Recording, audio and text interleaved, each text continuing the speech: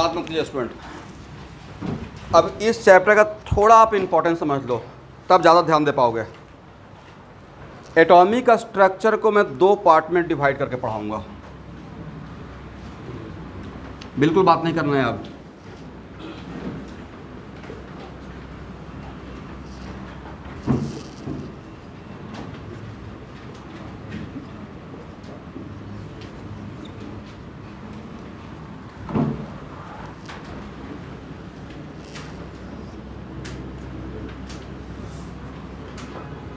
एक पार्ट में रहेगा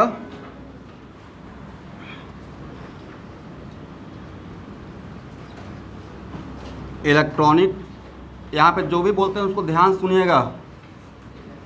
electronic configuration and quantum number.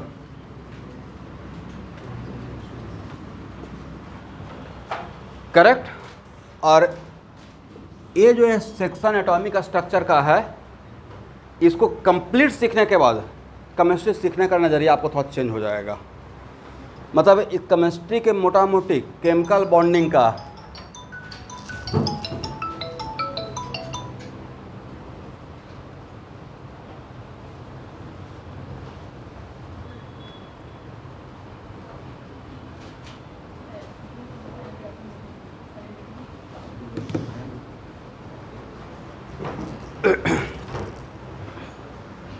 एक स्टूडेंट का 12th बोर्ड का रिजल्ट बताने के लिए कॉल कर रहा होगा। उसका मैं मार्कशीट देखा हूँ, हर सब्जेक्ट में उसका 98, 99, 97 है।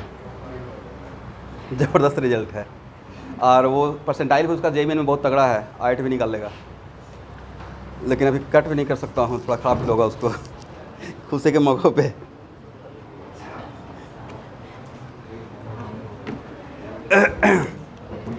आपका आएगा, घबराई नहीं। क्लास 12th बोर्ड में मैं बाकी के तो नहीं बोल सकता, बट अपना सब्जेक्ट में आपको कॉन्फिडेंस दे सकता हूँ कि आप, मैं उतना मेहनत आपसे करवा लूँगा। कोई भी काम आपके भरोसे नहीं छोड़ूंगा, और क्लास में ही उतना काम कर लेते हैं। तो केमिस्ट्री ये टू लर्न ये टू फॉरगेट है।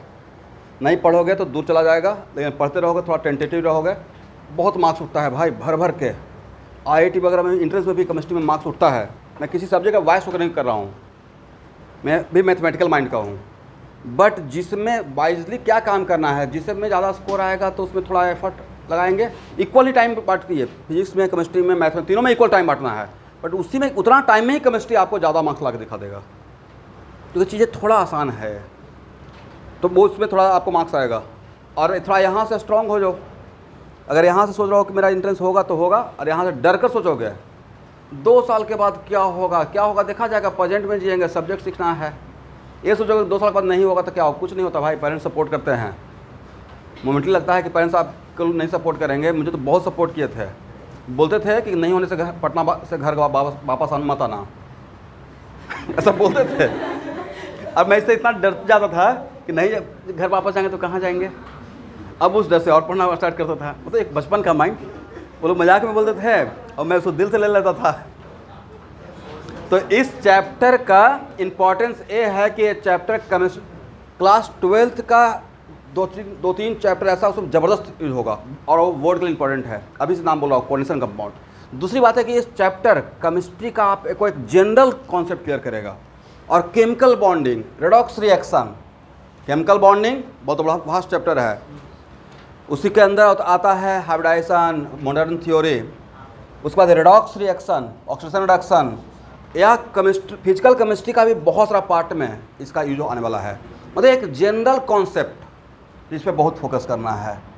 ये गायब रहेगा तो बहुत ज़्यादा केमिस्ट्री में मैं कुछ बोलते रहूँगा कि देखो भाई वैलेंस इलेक्ट्रॉन ये है, इसका वैलेंस इलेक्ट्रॉन न्यूक्लियस से दूर है, तो इसको इजीली हम लोग एटम से आउट कर सकते हैं।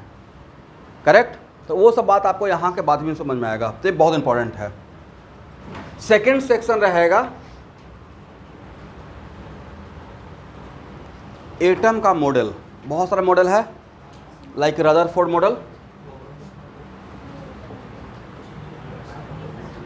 बोर मॉडल, उसके बाद एक इफेक्ट पढ़ना है, बात नहीं करना है, मेरा बात सुनिए सिर्फ। फोटो इलेक्ट्रिक इफेक्ट, इसके लिए आइंस्टाइन को नोबेल प्राइज मिला था। जिसमें लाइट का दो कैरेक्टर दिया है, एक वेव कैरेक्टर है, एक पार्टिकल कैरेक्टर। उसके बाद डी ब्रॉगली वेवलेंथ, मतलब दो सेक्शन है। उसके बाद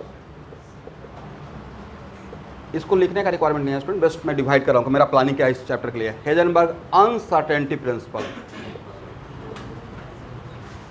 अब यहाँ देखो भाई, ये जो चैप्टर है this this this and this, ये आपको दोबारा मिलेगा क्लास 12th के फिजिक्स में, जिसका टॉपिक है, नाम है रहेगा मॉडर्न फिजिक्स। इसी बार में जाके देखिएगा तो मॉडर्न फिजिक्स में ये भी मिलेगा और आपको ये भी मिलेगा। बट केमिस्ट्री में ही आपको मैं इस क्लास में इतना पढ़ा दूंगा कि वहाँ का फिजिक्स का 70% कॉन्सेप्ट यहाँ पे ही क्लियर हो जाएगा। मतलब पढ़ाने के बाद अभी भी आप HC वर्मा का मॉडर्न फिजिक्स में जाकर 70% क्वेश्चन लगा दोगे हैं 11th में, क्योंकि नाम क्या है, बोर मॉडल। तो बोर मॉडल तो बोर मॉडल रहेगा, चाहे फिजिक्स का हो या केमिस्ट्री का हो, क्या डिफरेंस है। तो इसको बहुत डेप्थ में पढ़ने वाले हैं, इसको भी हम लोग बहुत डेप्थ में पढ़ने वाले हैं। और जो यहाँ पे फिर सिर्फ केमिस्ट्री भी करते हैं तो उनको तो क्लास 12th में जाकर बोर मॉडल पढ़ना ही पड़ेगा, फोटो इलेक्ट्रिक इफेक्ट पढ़ना पड़ेगा, तो वहाँ भी आपको फ़ायदे में हो जाएगा, काम आ जाएगा, पहली बात। दूसरी बात है कि बहुत सारा केमिस्ट्री का टॉपिक है जो दो जगह है, फिजिक्स में भी है, केमिस्ट्री में भी है। तो केमिस्ट्री में जो टॉपिक रहेगा उसको मैं केमिस्ट्री पढ़ाते रहूँगा केमिस्ट्री के पॉइंट ऑफ व्यू से, बट इतना डेप्थ में पढ़ा दूंगा कि आपको फिजिक्स में भी काम में आ जाएगा। करेक्ट है। तो हम लोग सेक्शन को कितना पार्ट में डिवाइड करके पढ़ रहे हैं, दो पार्ट में। पहला सेक्शन में कवर करूंगा uh, electronic configuration and quantum number. उसको फर्स्ट पेज में जो मैंने फोटो भेजा है उसको लिख लीजिएगा, दोनों फोटो को।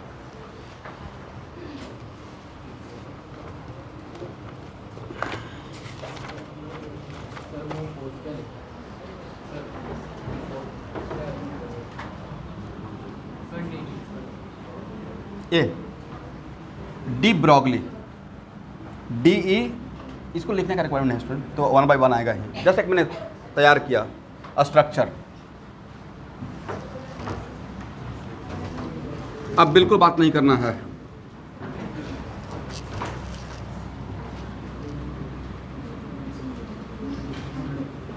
बोलो भाई, what are definition of atomic number. Atomic number का क्या डेफिनेशन होता है। और किसी भी एलिमेंट का ऐसे इंडिकेट करते हैं Z, और यहाँ पे A लिखते हैं, या कहीं कहीं पे ऐसे लिखा रहेगा Z एंड A, एक ही बात है। बट Z को का मतलब क्या है, एटॉमिक नंबर। और पहले पीरियोडिक टेबल को एटॉमिक वेट के अकॉर्डिंग सजाया गया था, बाद में किसके अकॉर्डिंग, मोस्टली का एक्सपेरिमेंट के बाद एटॉमिक नंबर के अकॉर्डिंग अरेंज किया गया है। तो एटॉमिक नंबर किसी भी एलिमेंट का कैरेक्टरिस्टिक प्रॉपर्टी है, उसका आइडेंटिटी है।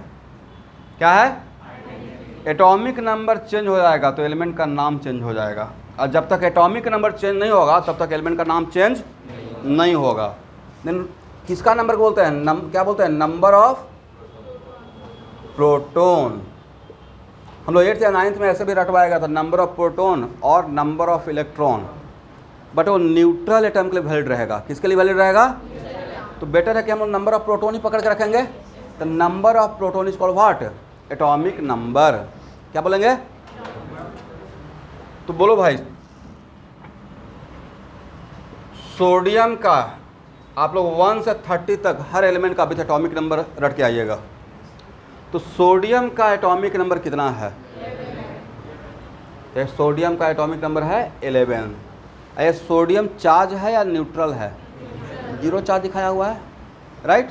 ठीक से बैठा स्टूडेंट, 0 चार्ज है ना। तो इसमें नंबर ऑफ प्रोटॉन कितना है 11, और नंबर ऑफ इलेक्ट्रॉन कितना है 11। और इलेक्ट्रॉन और प्रोटॉन का चार्ज का मैग्नीट्यूड सेम है, बट साइन जस्ट अपोजिट है। तो एक प्रोटॉन एक इलेक्ट्रॉन का चार्ज को कैंसिल आउट करेगा, तो 11 प्रोटॉन 11 इलेक्ट्रॉन का चार्ज को क्या करेगा, कैंसिल किया हुआ है। तो चार्ज कितना है 0। और प्रोटॉन कहाँ रहता है, न्यूक्लियस में। न्यूट्रॉन कहाँ रहता है, न्यूट्रॉन प्रोटॉन और न्यूट्रॉन दोनों न्यूक्लियस में रहता है।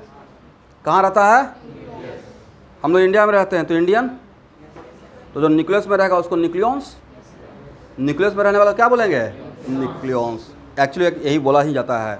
न्यूक्लियस के अंदर के पार्टिकल मैं लिखवाते रहूँगा, सब पहले समझ लेते हैं। तो न्यूक्लियस के अंदर रहने वाला पार्टिकल बोलेंगे न्यूक्लियॉन्स। एग्री? अब यहाँ से एक इलेक्ट्रॉन को रिमूव करना है।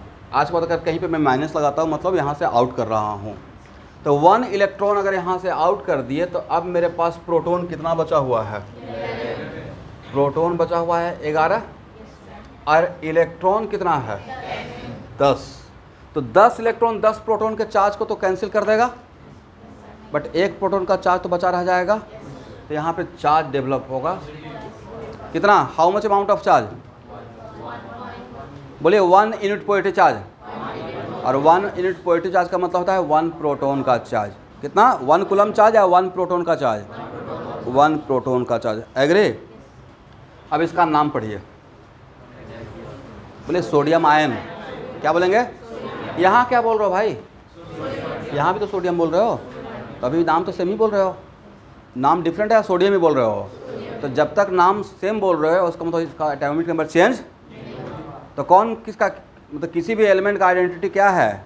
Atomic number. अगर और एटॉमिक नंबर क्या होता है? Number of proton. तो जब तक नंबर ऑफ प्रोटॉन चेंज नहीं होगा तब तक उसका नाम चेंज नहीं होगा। जैसे हम लोग बोलते हैं ना कि सपोज कीजिए, ये मेरे एक टीचर का बहुत फेमस डायलॉग था, मैं शेयर करता हूँ। मान लेते हैं कि बिल्कुल कोई कॉपर है, क्या है, और उसको गोल्ड बना देना है। क्या बनाना है? मतलब नहीं पढ़ने में ठीक है भाई, उसको तेज कर देना है, तो उसका न्यूक्लियस को चेंज कर देंगे। क्या करेंगे? न्यूक्लियस। वो बहुत स्टैंडर्ड डायलॉग था, क्योंकि न्यूक्लियस चेंज करने का मतलब है कि प्रोटॉन को चेंज कर रहे हैं। तो प्रोटॉन को चेंज कर रहे हैं तो क्या चेंज हो जाएगा? एलिमेंट चेंज हो जाएगा, अदरवाइज एलिमेंट चेंज।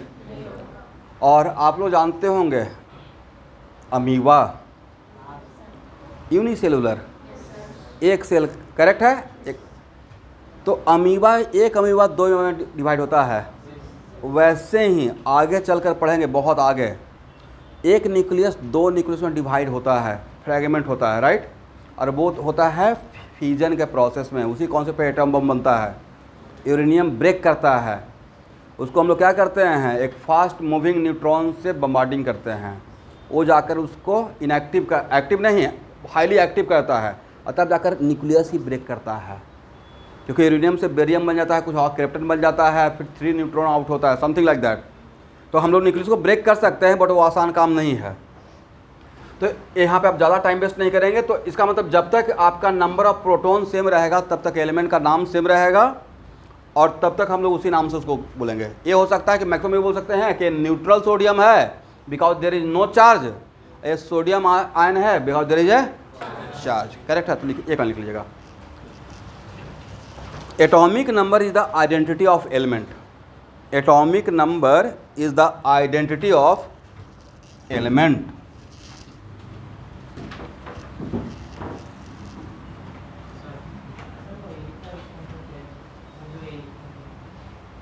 ए, अच्छा मैं आ रहा हूं, पहले इस पे बात कर लेते हैं। Atomic number is the identity of element.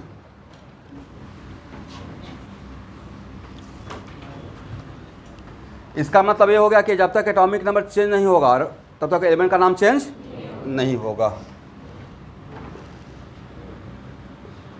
यहां देखो भाई, बोलिए मास नंबर। मास नंबर को स्टूडेंट ए से इंडिकेट करते हैं आज के बाद। यहाँ देखो भाई नवरुण, मास नंबर किसे इंडिकेट करेंगे? ए से। अब समझ में आ गया ए क्या था? ए क्या है? Atomic number. जेड क्या रहेगा? और ए क्या रहेगा? मास नंबर।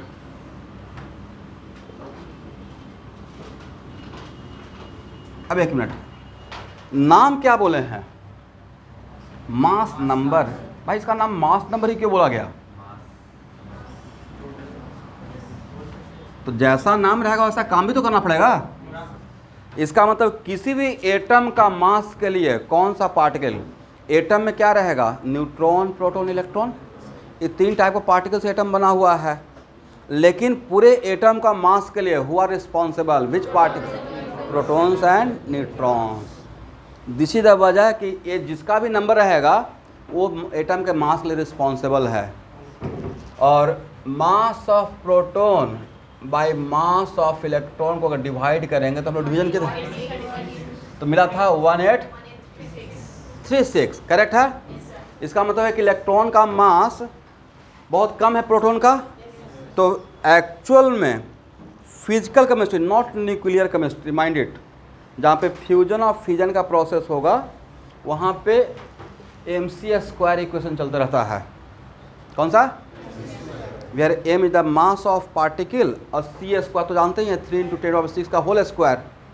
तो किसी भी बहुत छोटा क्वांटिटी में भी अगर बहुत बड़ा क्वांटिटी से मल्टीप्लाई कीजिएगा तो वो भी बड़ा हो जाएगा। तो उस टाइम पे हम लोग इलेक्ट्रॉन को इग्नोर नहीं करेंगे। बट न्यूक्लियर केमिस्ट्री को छोड़कर जो physical chemistry like mole concept हो गया, केमिकल इक्विलिब्रियम हो गया, गैसियस स्टेट हो गया, जो लैब में केमिस्ट्री करते हो, करेक्ट, जो जहाँ के वर्क बॉम्बे में नहीं, भाभा रिसर्च मतलब एटॉमिक रिसर्च सेंटर वहाँ पे जो काम होता है उसके लिए नहीं, न्यूक्लियर केमिस्ट्री के लिए नहीं, जो हम लोग जनरल जो लैब में प्रैक्टिकल केमिस्ट्री करते हैं, जो फिजिकल केमिस्ट्री करते हैं, उसके लिए इलेक्ट्रॉन के मास को इग्नोर किया गया है। किसके रेस्पेक्ट में? प्रोटॉन और, तो इन जनरल मोटा मोटी who are responsible for mass of the atom? Proton and neutron. तो number of proton plus number of neutron को क्या बोलते हैं? Mass number. और क्यों मास नंबर बोला गया है? एक लिखिए, number of proton plus number of neutron is called what? Mass number. और यहाँ देखिए तो स्टूडेंट, नंबर ऑफ प्रोटॉन के लिए ध्यान से देखना सब लोग भाई, नंबर ऑफ प्रोटॉन के बदले क्या जेड लिख सकते हैं? नंबर ऑफ प्रोटॉन के लिए जेड लिख सकते हैं। तो A equal to Z plus number of neutron, number of neutron. तो अगर आपको ए दे दें और जेड दे दें तो नंबर ऑफ न्यूट्रॉन निकाल पाएंगे? तो number of neutron equal to कितना हो जाएगा? Number of neutron equal to हो जाएगा ए माइनस जेड।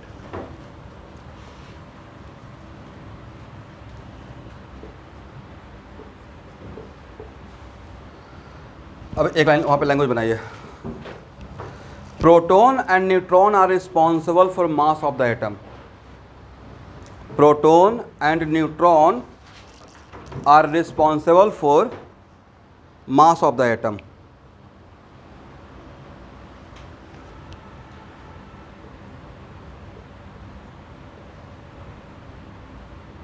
और यहाँ देखो भाई, प्रॉब्लम सॉल्विंग पर्पस के लिए क्या आपको हम लोग ऐसा मान सकते हैं? फिजिकल केमिस्ट्री का प्रॉब्लम, यहाँ से आपको देखना है बोर्ड पे, फिजिकल केमिस्ट्री का प्रॉब्लम सॉल्विंग पर्पस के लिए क्या हम मास ऑफ प्रोटॉन ऑलमोस्ट मोटा मोटी मास ऑफ न्यूट्रॉन, और एक कितना लेते थे? कितना था? 1 AMU। इसका मास होता है 1 AMU के बराबर। ये मेरा मोल कॉन्सेप्ट का पहला लेक्चर में सब बात किया गया है। मान लेते हैं सोडियम है। देखो भाई, सोडियम, अब पूछा होगा सोडियम में नंबर ऑफ न्यूट्रॉन कितना है? नंबर ऑफ न्यूट्रॉन बताइए सोडियम में।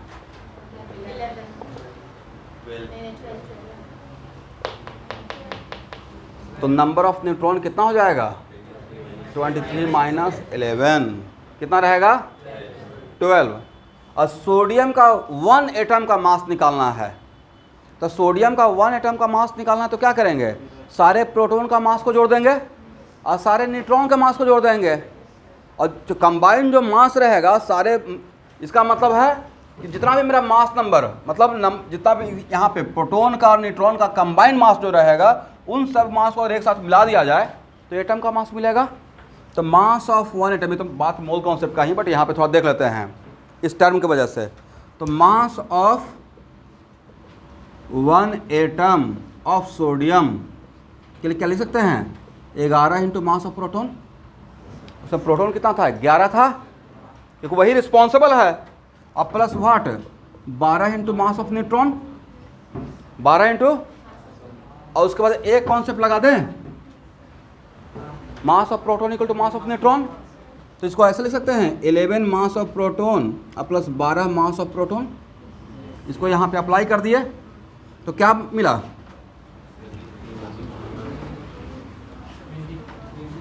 तो mass of one sodium atom, ध्यान से देखते रहना भाई, कितना हो जाएगा 23 इंटू मास ऑफ, अब प्रोटॉन का मास कितना है वहाँ देखिए 1 AMU, तो 23 AMU, एग्री। और 1 AMU तो आप लोग को रटा हुआ है 1/Na ग्राम, कितना, और 1/Na का वैल्यू भी आप लोग रट लिए हैं 1.67 इंटू 10⁻24 ग्राम माइनस, यस। तो A लिखें या इसके बदले A लिखें, अलग बात या सेम बात, या इसके बदले 1.67 इंटू 10⁻24 ग्राम लिखें। तो सर इसी को आपने ऐसे लिख दिया, बोलिए यस, और इसी का न्यूमेरिकल वैल्यू बता दिया। अब समझ में आ गया कि उसका मास नंबर नाम क्यों दिया गया, क्यों, पूरे एटम का मास के लिए कौन सा पार्टिकल रिस्पॉन्सिबल है। अब प्रोटॉन और न्यूट्रॉन रहता कहाँ है, न्यूक्लियस में, इसका मतलब पूरे एटम का मास को कौन लेकर बैठा हुआ है, न्यूक्लियस, करेक्ट है। लिखिए एक लाइन, द पार्ट, जो पॉइंट बोलेंगे उसको एक पॉइंट बना के लिख लीजिएगा। The particle which are present in nucleus, the particles which are present in nucleus are called nucleons. The particles which are present in nucleus are called nucleons.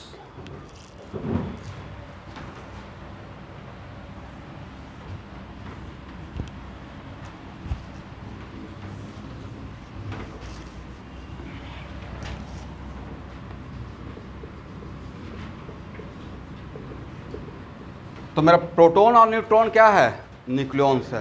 Electron कहाँ रहता है स्टूडेंट, न्यूक्लियस के बाहर, कहाँ, न्यूक्लियस के बाहर।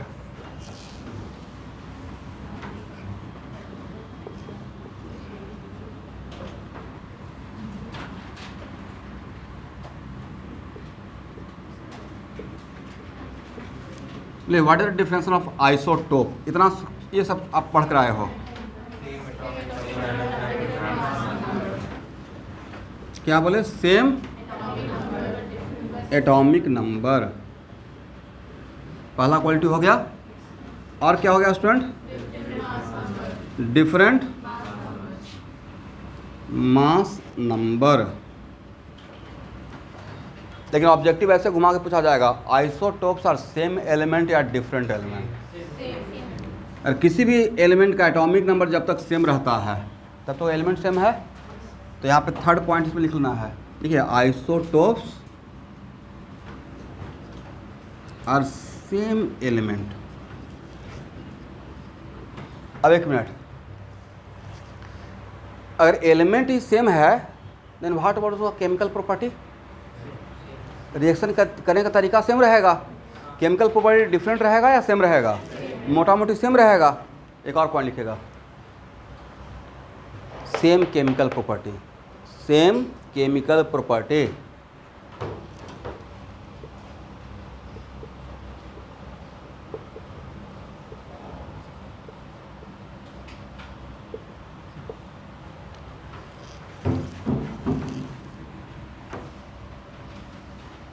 What about physical property, physical property में तो boiling point, melting point, density etcetera, right. तो उसका डिफरेंट रहेगा, हो सकता है, क्यों, एक भारी हो सकता है, एक लाइट हो सकता है, देखिए डिफरेंट फिजिकल प्रॉपर्टी।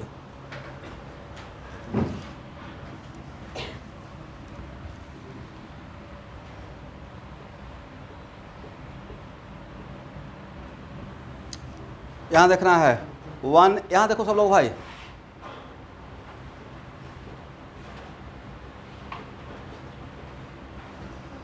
एक क्या है बोलिए, हाइड्रोजन, ये भी क्या है, ये भी क्या है, सबका एटॉमिक नंबर सेम, बट और मास नंबर, तो all this they are what, isotopes, correct है। ऐसे इसका नाम क्या होता है, नाम इसको क्या बोलते हैं, प्रोटियम। इसका नाम क्या है स्टूडेंट, ड्यूटेरियम। इंडिकेट किससे करते हैं, डी से, करेक्ट है। इसका नाम क्या है,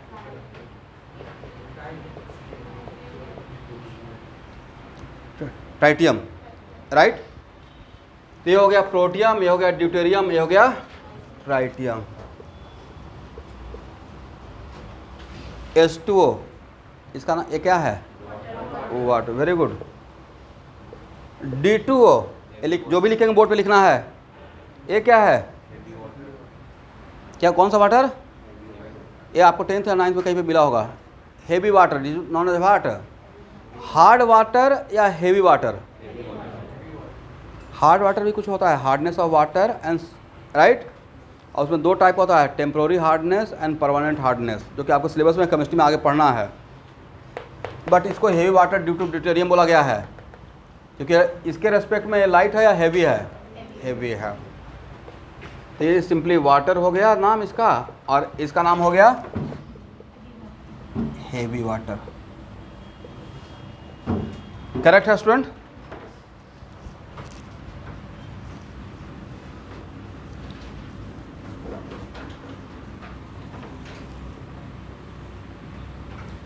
H1, प्रोटोन इसमें कितना?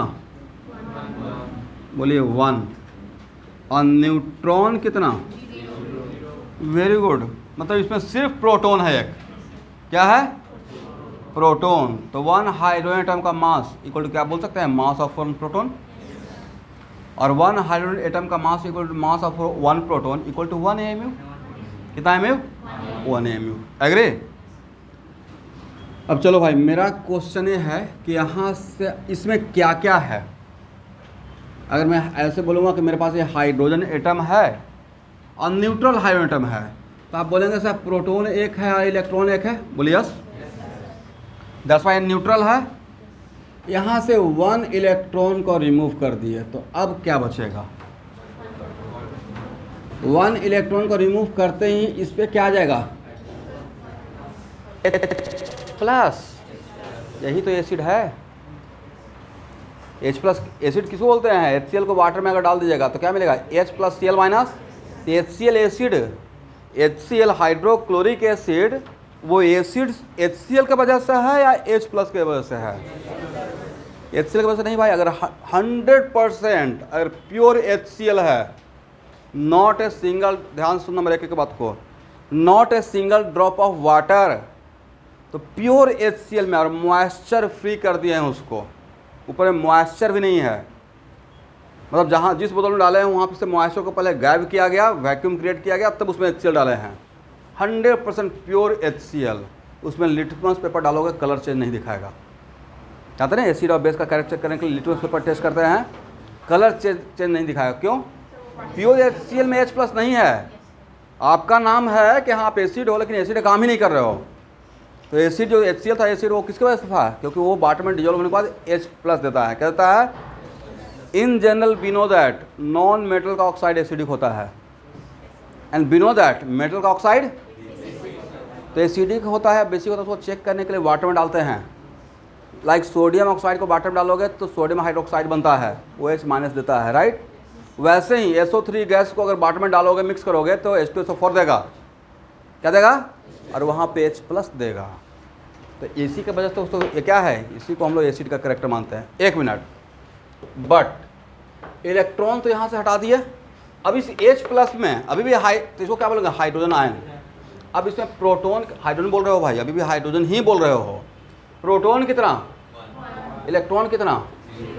अब इसमें बचा क्या ले देकर? सिर्फ प्रोटोन। क्या बचा है? That's why so many times H plus को हम लोग एक और नाम से बुलाते रहते हैं। यहाँ देखना है भाई, H plus is also known as proton. H plus is also known as what? Correct है। अब मुझे केमिस्ट्री के आगे क्लास में बोलते सुनिएगा, प्रोटोनेशन ऑफ वाटर। क्या बोलते हुए? इसका मतलब वाटर में H प्लस ऐड करने के लिए बोल रहा हूँ। What is meaning of protonation of water? Addition of H plus in water, addition of, और आगे चलकर क्या लिख देंगे? H3O plus, H3O plus. और उसके पीछे का रीजन बाद में बताऊंगा। कोई भी रिएक्शन होता है तो उसमें कंजर्वेशन ऑफ चार्ज फॉलो होता है। लेफ्ट हैंड साइड में अगर 1 यूनिट पॉजिटिव चार्ज है तो राइट हैंड साइड में भी 1 यूनिट रहेगा। करेक्ट है ना? ऐसा नहीं कि लेफ्ट साइड में पॉजिटिव चार्ज और राइट साइड में जीरो चार्ज, ऐसा पॉसिबल नहीं होता है। तो ये जो प्रोसेस मैंने दिखाया सब लिखना है बोर्ड कॉपी में, तो इस प्रोसेस को क्या बोलेंगे? Protonation of. इसको किस नाम से बुला रहे हो? प्रोटोन। किस नाम से? अब प्रोटोन क्यों बोल रहे हो भाई? सर H प्लस में सिर्फ प्रोटोन ही बचा था, न्यूट्रॉन तो पहले से नहीं था, इलेक्ट्रॉन को आउट ही कर दिया, तो बचा ले देकर बचा क्या? प्रोटोन। दैट्स वाई आज के बाद H प्लस को या तो हाइड्रोजन आयन बोलिए और नहीं तो दूसरे नाम से कौन सा नाम? प्रोटोन भी बोल सकते हो। करेक्ट है?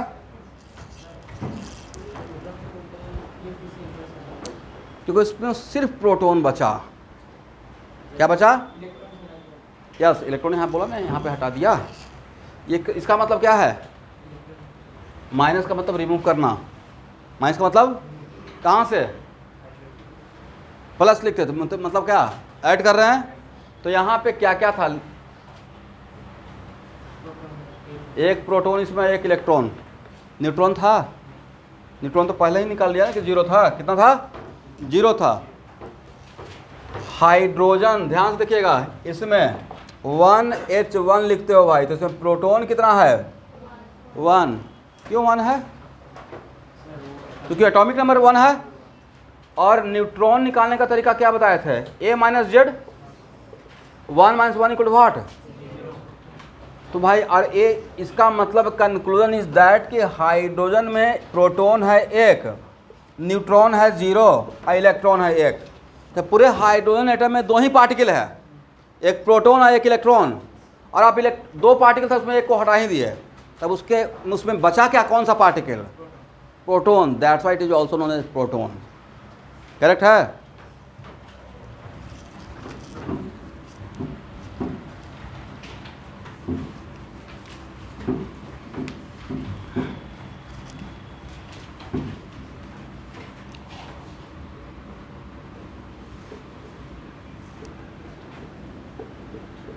ये दोनों आपस में क्या है? Both are isotope. लिख लीजिए। लेकिन कुछ खास एग्जांपल में जानबूझ के ले रहा हूँ। इसका कहाँ पे यूज करते हैं? एक प्रोसेस होता है स्टूडेंट, एज निकालने का।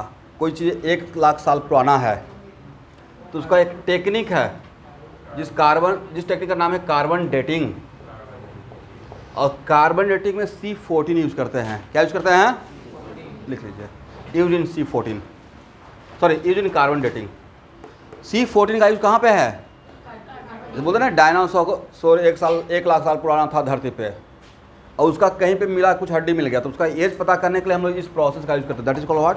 Carbon dating. ठीक है?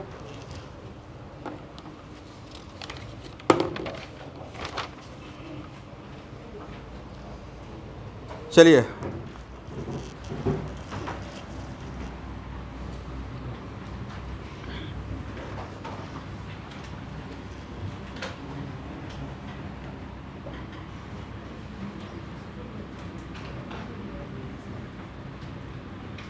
इसका क्या मतलब होता है?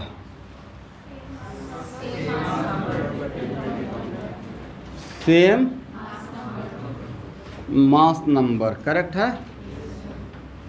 और क्या डिफरेंट रहेगा? Different atomic number.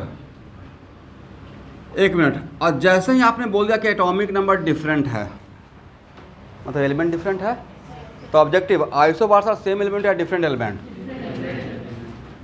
Different element.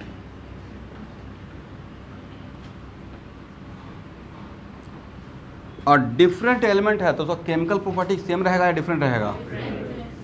Different chemical property.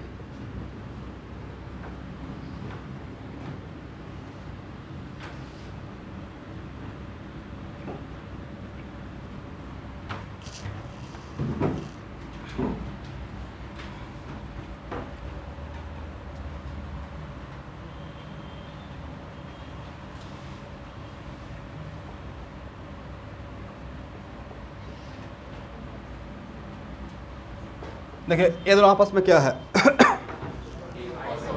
मास नंबर तो सेम है, बट एटॉमिक नंबर लिखिए आइसोबार, बोथ आर आइसोबार।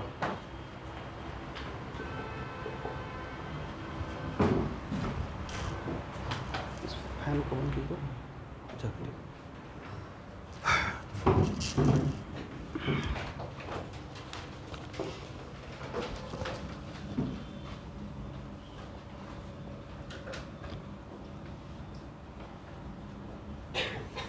बोलिए, ये दोनों भी आपस में क्या है, लिख लीजिए एग्जाम्पल में।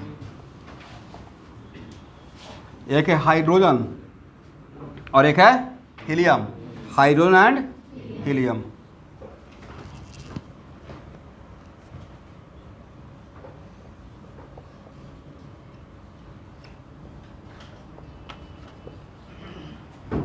ओह,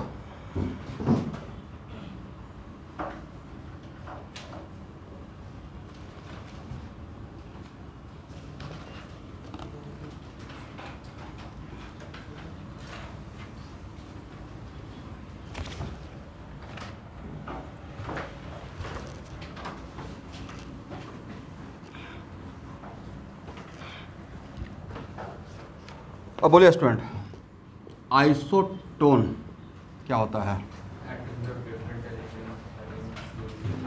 आइसोटोन का ही नाम है आइसोन्यूट्रॉन। क्या नाम है? आईसी को कहीं पर देखिए क्या बोला रहेगा, आइसोन्यूट्रॉनिक।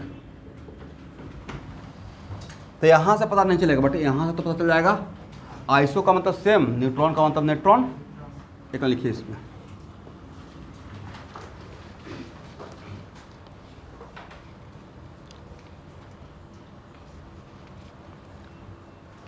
दे are the atom of different element. एक लाइन इसको पूरा करते हैं। They are the atom of different element. जैसे ही मैंने बोल दिया डिफरेंट एलिमेंट मतलब एटॉमिक नंबर डिफरेंट रहेगा। They are the atom of different element having same number of neutron, having same number of neutron. They are the atom of different element having same number of neutron. और एक line और add कीजिए, अगर element ही different हो गया तो उसका chemical property different रहेगा। ठीक है, डिफरेंट केमिकल प्रॉपर्टी।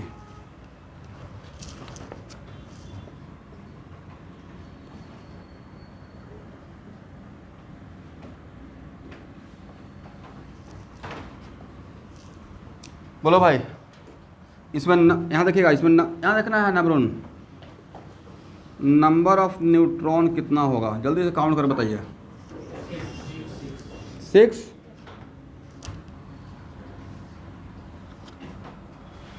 सॉरी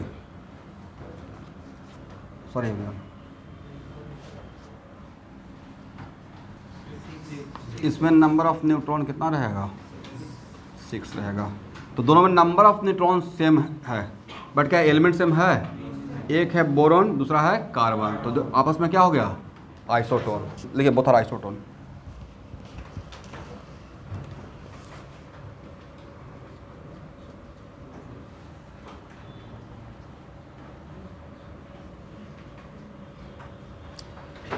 यहां देखना है भाई,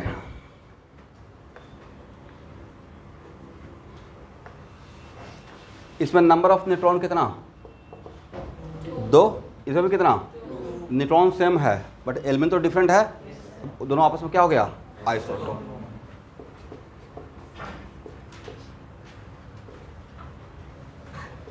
जल्दी से बोलो भाई, न्यूट्रॉन कितना? 20। इसमें भी न्यूट्रॉन कितना? Both are also isotone. Correct है?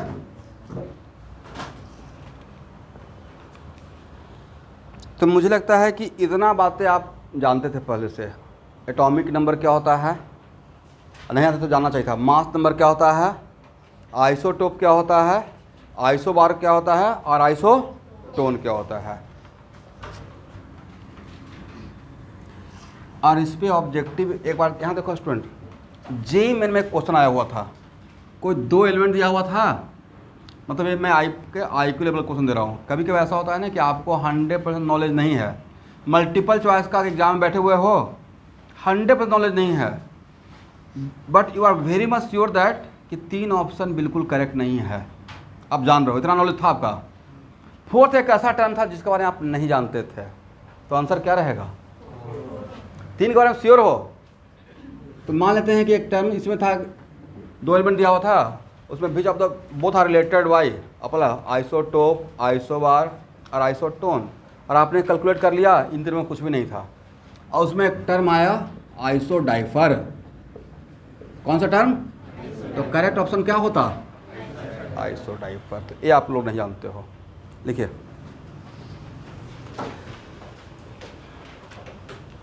Different atomic number, different atomic number, it means different element, different atomic number it means different element.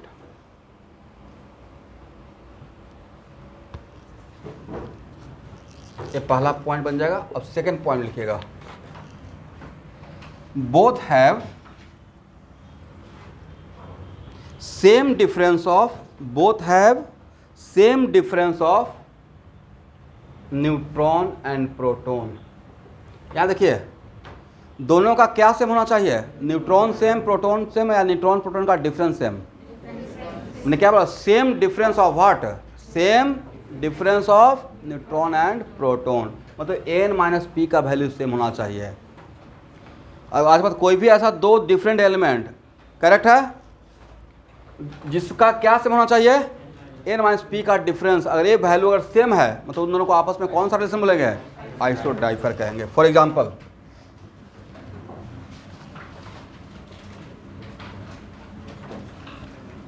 पहले आप लोग एक बार चेक कर लीजिए, ये दोनों आपस में क्या आइसोटोप है? देखिए तो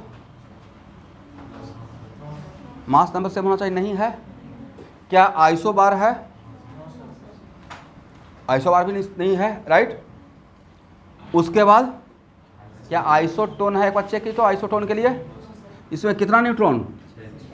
इसमें कितना? 7। ये भी सेम नहीं है, राइट। तो ये तीनों तो बिल्कुल नहीं है। अब इसमें प्रोटॉन बताइए कितना है? न्यूट्रॉन बताइए, न्यूट्रॉन कितना है?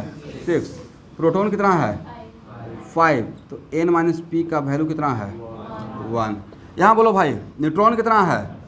7, प्रोटॉन कितना है? n-p का वैल्यू कितना है? दोनों का ए वैल्यू सेम हो गया है। ये दोनों आपस में क्या हो गया?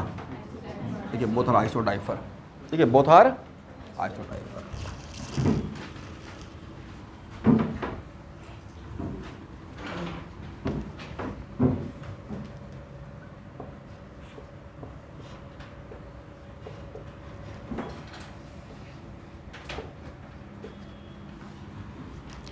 चेक कीजिए, क्या है? आइसोटोप है, आइसोबार है, आइसोटोन है, आइसोडाइफर है। 4 ऑप्शन दे रहा हूँ। क्या आइसोटोप है? डिफरेंशन आपको कॉपी में है। क्या आइसोबार है?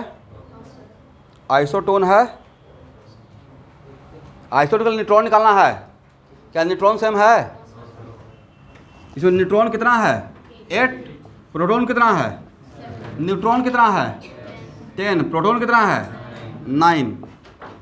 बट व्हाट अबाउट n-p का डिफरेंस? यहाँ भी n-p का डिफरेंस, तो आपस में दोनों क्या हो गया? यस, आइसोडाइफर।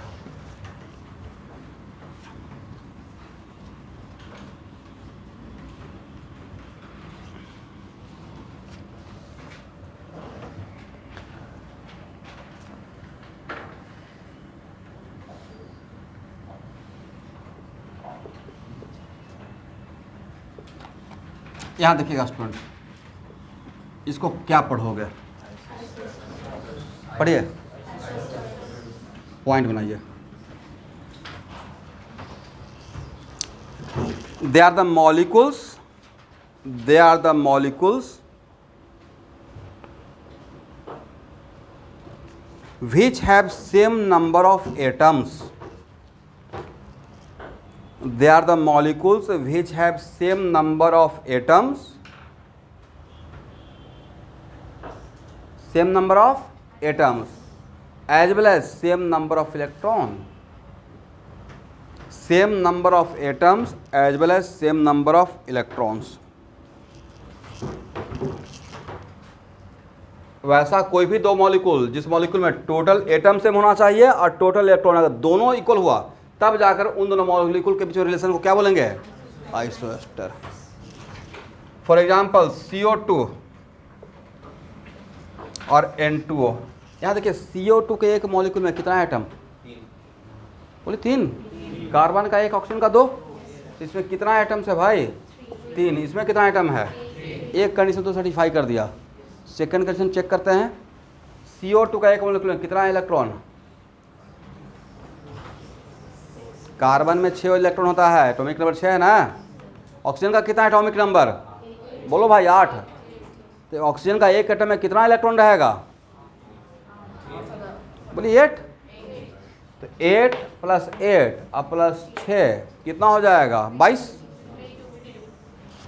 इतना देर लगाते हैं आप लोग। कितना हो जाएगा? 22। इसके एक मॉलिक्यूल में कितना इलेक्ट्रॉन? 7 + 7 2 है ना, और +8 कितना हो जाएगा? 7 + 7 + 8 22। काउंट कर सकते हैं ना स्टूडेंट? ना कार्बन 1 है, 2 ऑक्सीजन है, ठीक है। कार्बन का कितना एटॉमिक नंबर होता है? 6। ऑक्सीजन का 8। तो एटॉमिक नंबर ऑक्सीजन का 8 है। इसमें प्रोटॉन 8 है, इलेक्ट्रॉन भी तो 8 है, क्योंकि न्यूट्रल है। तो न्यूट्रल रहेगा तो जितना प्रोटॉन रहेगा उतना इलेक्ट्रॉन रहेगा। तो मैं यहाँ पे इसको न्यूट्रल मॉलिक्यूल के अंदर न्यूट्रल फॉर्म में अभी दिमाग में लगाना है। करेक्ट। अभी नहीं बोलना है कि सर बॉन्ड बनता है तो उसमें शेयरिंग ऑफ इलेक्ट्रॉन भी होता है और ट्रांसफ़र ऑफ इलेक्ट्रॉन भी होता है। एक केमिकल बॉन्डिंग मुझे भी पता है, बट आप ऐसे मान लो, यहाँ देखिएगा, यहाँ देखिए स्टूडेंट, मान लेते हैं कि इनके पास पहले से कुछ पैसा है। मानते इनके पास 200 रुपया भी है। एक ही बात है ना, ज़्यादा रहेगा तो पार्टी ले लीजिएगा। तो इनके पास 200 है और 500 मेरे पास है, टोटल मिला कितना? 700। मैंने 200 इनको दे दिया। अब दोनों मिलाकर कितना? 700 ही रहेगा भाई। Before total and after total पे कोई फ़र्क पड़ेगा? दैट्स वाई मान लेते हैं कि NaCl, तो मुझे भी पता है Na+ और Cl- है, करेक्ट है। लेकिन सोडियम और क्लोरीन जब बॉन्ड नहीं बनाया था तब इलेक्ट्रॉन काउंट कर लीजिएगा। कितना होगा इसमें इलेक्ट्रॉन? 11। इसमें कितना? 17 28। अब इस यहाँ देखिएगा, इसका लॉस हो गया था। अब इसके पास इलेक्ट्रॉन कितना रहा? 10। इसको एक का प्रॉफिट होगा कितना? 18। 10 + 18 कोई फ़र्क पड़ा क्या? नहीं पड़ा। दिस इज द वजह कि मॉलिक्यूल में इलेक्ट्रॉन काउंट करने के लिए बोलेंगे तो बस इसको न्यूट्रल मान के ही काउंट कर लीजिएगा। करेक्ट है। हाँ, अब अगर ऐसा रहेगा NH4+ क्या रहेगा? कितना प्रॉब्लम तो बनाए हैं आप लोग मोल कॉन्सेप्ट में ऐसा। तो NH4+ में नाइट्रोजन का 7, हाइड्रोजन का 4, 11, बट उसमें पूरे से एक लॉस कर देंगे। पूरे से कितना करेंगे? एक इलेक्ट्रॉन को आउट कर देंगे, क्योंकि इस पर एक 1 चार्ज है। करेक्ट है। एनीवे, तो इसमें इलेक्ट्रॉन कितना हो जाएगा? 22। तो देखो भाई, इन दोनों में एटम भी सेम है और इलेक्ट्रॉन भी सेम है, तो ये आपस में क्या है? देखिए, बोथ आर आइसोटोप।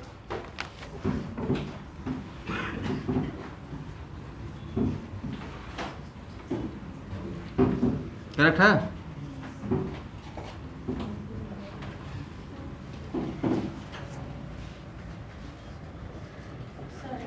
यस। हाँ, कंपाउंड का बनेगा। आइसोस्टर किसके लिए? इसलिए मैंने मॉलिक्यूल्स बोला। अभी तक मैं एटम बोल रहा था, अभी क्या बोलना स्टार्ट कर दिया? मॉलिक्यूल्स। करेक्ट है। बोलो भाई, चेक करके बताना है आइसोस्टर है या नहीं है। एटम कितना है? दूसरा एग्जांपल है, एटम कितना है भाई? इसमें कितना एटम? 2। एक कैल्शियम का, एक ऑक्सीजन का। इसमें कितना एटम? एटम तो सेम हो गया। कैल्शियम का एटॉमिक नंबर कितना? 20। इसमें टोटल इलेक्ट्रॉन काउंट कीजिए, 28। इसमें टोटल कितना? 19 + 9 कितना रहेगा? तो एटम भी सेम है और इलेक्ट्रॉन भी सेम है, तो ये भी आपस में क्या रहेगा? Write it down. Both are also isoster.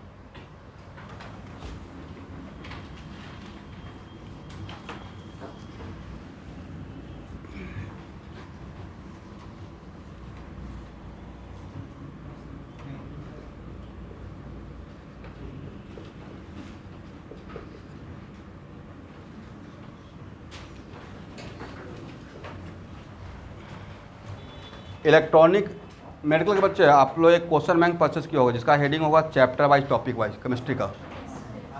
उस चैप्टर वाइज टॉपिक वाइज में एटॉमिक स्ट्रक्चर का एक चैप्टर मिलेगा। उस एटॉमिक स्ट्रक्चर में अलग अलग यूनिट बनाया हुआ है, some unit for Bohr model, some unit for photo electric unit. उसमें एक खास यूनिट रहेगा, उस यूनिट का नाम ही रहेगा electronic constant and quantum number. तो अगर मैं बोलूँगा कि आप electronic constant and quantum number question वहाँ से जब मैं when I finish this topic बोलूँगा वहाँ से आप यूनिट देख लीजिएगा, तो सिर्फ उसी यूनिट को बनाना है। कौन सा? Electronic constant and quantum number. वह लेकिन जेईई मेन में ऐसा नहीं किया हुआ है, थोड़ा थोड़ा किया हुआ है। तो जेईई मेन का जो क्वेश्चन बैंक रहेगा उसमें एटॉमिक स्ट्रक्चर में आपको खोज कर इलेक्ट्रॉनिक कांस्टेंट का क्वेश्चन बना लेना है, और नहीं तो मैं टिक लगवा दूंगा कि एक क्वेश्चन इस पे है। ठीक है, देखिए स्टूडेंट, ये टॉपिक बहुत आसान है, बट कुछ टॉपिक ऐसा होता है ना एग्जाम का फेवरेट, मतलब ये अभी तक कम से कम लास्ट 45 ईयर्स में या 44 ईयर्स में 1979 से अगर क्वेश्चन बैंक मैं देखता हूँ आईआईटी का, दिल्ली क्वेश्चन बैंक 1979 से ही आईआईटी क्वेश्चन बैंक निकलता है। तो इसमें कम से कम 20 टाइम से इस पर क्वेश्चन पूछा हुआ है। और नीट में तो मोटा मोटी हर साल मान सकते हो भरा पड़ा क्वेश्चन है, और इसका क्वेश्चन इस कॉन्सेप्ट का क्वेश्चन बनाने के लिए बस 10 मिनट का एफर्ट चाहिए, और जो सिखाएंगे उससे क्वेश्चन बन जाएगा। खास करके इस कॉन्सेप्ट पे आइसो इलेक्ट्रॉनिक। तो आइसो इलेक्ट्रॉनिक का डिफिनेशन लिखिए। आइसो इलेक्ट्रॉनिक दो के लिए हो सकता है, यहाँ देखो भाई, मॉलिक्यूल्स के लिए भी ये हो सकता है, मॉलिक्यूल्स का भी हो सकता है आइसो इलेक्ट्रॉनिक सिस्टम, एटम्स का भी हो सकता है। किसका हो सकता है? एटम्स होना सही रहेगा। एंड आयंस के लिए भी हो सकता है। किसके लिए? आयंस। और सिर्फ न्यूट्रल एटम बोलेंगे तो इलेक्ट्रॉन सेम कैसे रहेगा? सेम नहीं रहेगा। अब लिखिए पहला पॉइंट,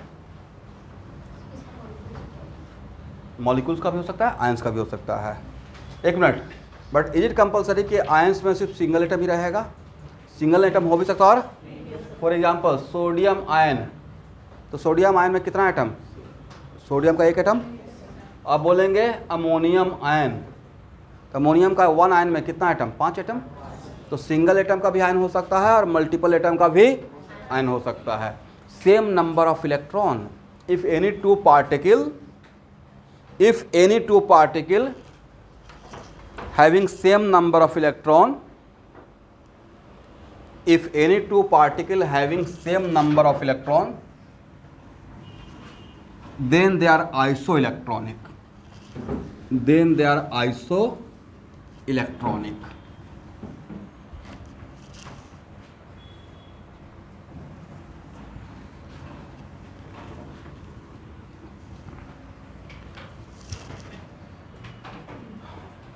अब लिखिएगा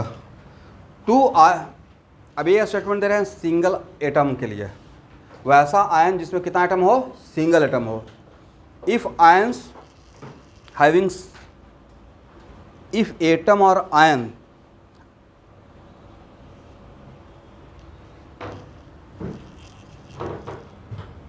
और आयन के ब्रैकेट में लिखिएगा 1 एटम आयन, एक एटम का आयन का मैं बात कर रहा हूँ। If atom and ion, but कौन सा आयन के लिए मैं बात कर रहा हूँ? ब्रैकेट लिखिएगा for 1 atom ion, bracket close, having same electron as well as same electronic arrangement,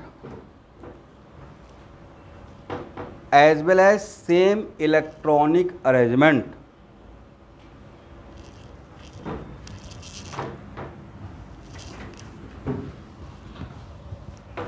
इस सेकेंड लाइन बाद में समझ में आएगा, जब चैप्टर फिनिश करते रहेंगे तब आपको समझ में आएगा कि सेकेंड लाइन क्या था। करेक्ट है? चलिए यहां देखना है,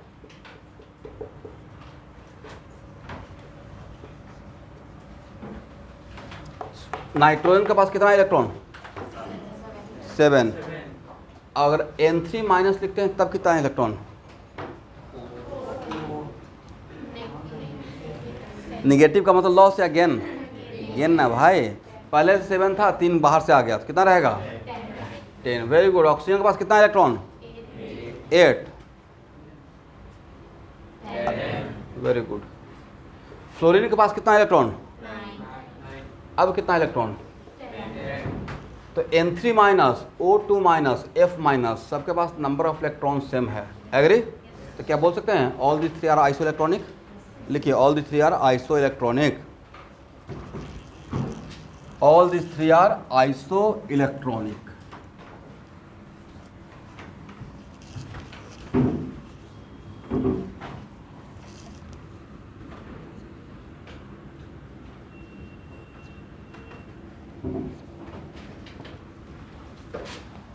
बोलो भाई, sodium plus, magnesium 2 plus and aluminium 3 plus, इन तीनों में इलेक्ट्रॉन काउंट करना है। सेकंड एग्जांपल में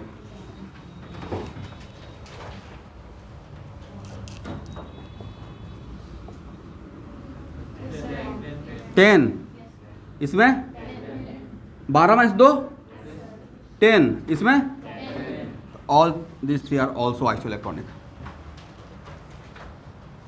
इसमें इसका एटॉमिक नंबर था 13, कितना था 13। इस पर कितना चार्ज है, 3 यूनिट पोजिटिव चार्ज। 3 यूनिट कैसे डेवलप हुआ होगा, 3 इलेक्ट्रॉन आउट हुआ होगा। किसी भी एटम पे जो आज के बाद चार्ज रहेगा वो इलेक्ट्रॉन की वजह से रहेगा, चाहे इलेक्ट्रॉन जाएगा या आएगा।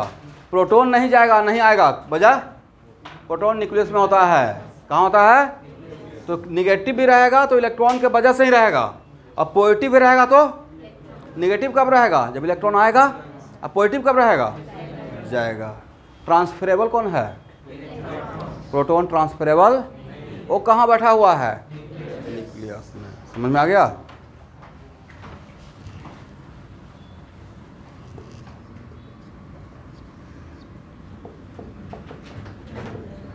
जल्दी बोलो भाई, सब में नंबर ऑफ इलेक्ट्रॉन कितना, इलेक्ट्रॉन 18, वेरी गुड। इसमें कितना, सब में बोलिए 18, इसमें कितना, इसमें कितना, यस।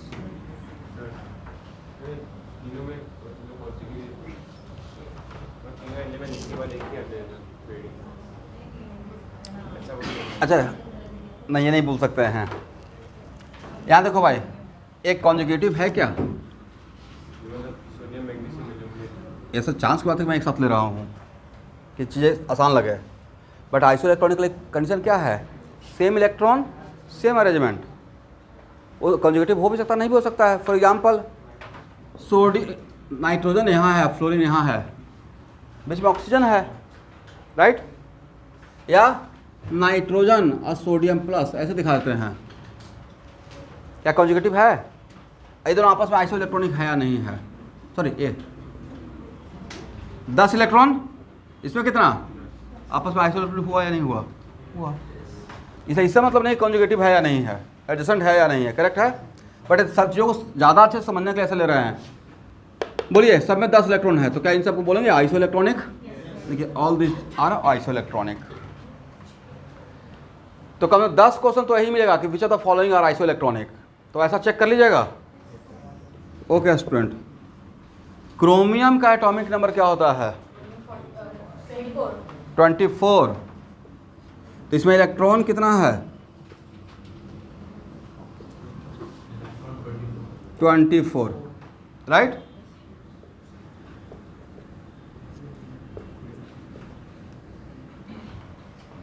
इसको पढ़िए, आयरन या आयरन का आयन,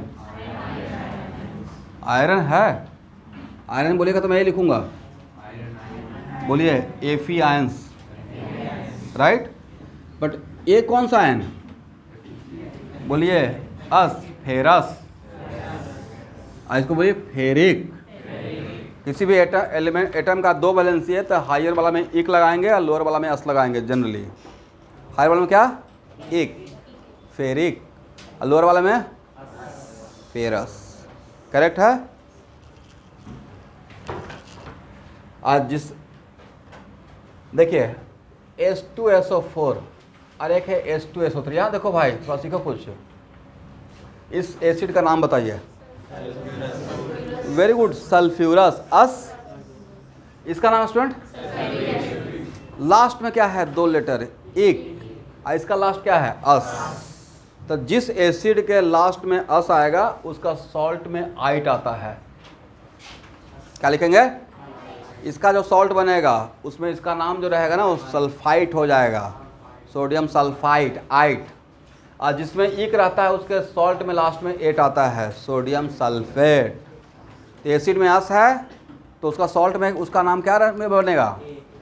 एट नहीं भाई, आइट। एट तो ये हो गया, करेक्ट है। लाइक ऐसे बोलेंगे Na2SO3, नाम क्या पढ़िएगा? Sodium sulphide. सोडियम Na2SO4, नाम क्या पढ़ेंगे? Sodium sulphate. अब कुछ कुछ बात सीखेंगे, ठीक है? ठीक है।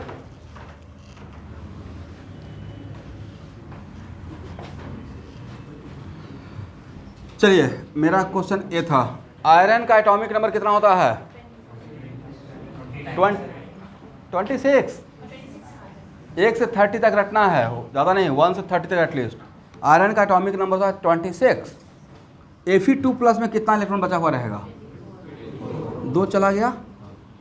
तो दोनों में इलेक्ट्रॉन सेम है या नहीं है? सेम है, तो both are what? Both are not isoelectronic. Both are not. अभी तक जितना भी आइसोइलेक्ट्रॉनिक बोल रहे थे उसमें एक्चुअली मुझे पता था कि इलेक्ट्रॉनिक सजावट अरेंजमेंट भी सेम है। इलेक्ट्रॉन यहाँ पे सेम है, बट इसका इलेक्ट्रॉन का अरेंजमेंट जो पढ़ने वाले हैं, ये सोडियम के लिए ऐसे पढ़े हो ना भाई, 281। तो अभी आप 281 पे हो, इसी को हम लोग डिकोड करने वाले हैं। इसमें इलेक्ट्रॉनिक कॉन्फिगरेशन का मतलब क्या है? इलेक्ट्रॉन का अरेंजमेंट इन द एटम, कितना इलेक्ट्रॉन किस सेल में रहेगा, किस सब सेल में रहेगा, किस सब सेल में रहेगा। तो एक्चुअली इसमें इलेक्ट्रॉन तो सेम है, बट इसका इलेक्ट्रॉनिक अरेंजमेंट सेम नहीं। इस क्वेश्चन का आंसर आज से 2-3 क्लास के बाद मिलेगा आपको। बट अभी आप लिख के छोड़ दीजिए कि both are even if electrons are same, ऐसे लिख लीजिएगा, even if electrons are same but both are not isoelectronic. Chromium Cr।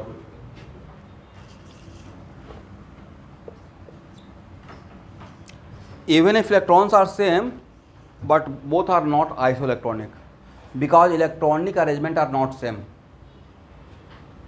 ये बस अभी लिख लेंगे, बाद में इसको जब एक्सप्लेन करूंगा तो समझ में आ जाएगा।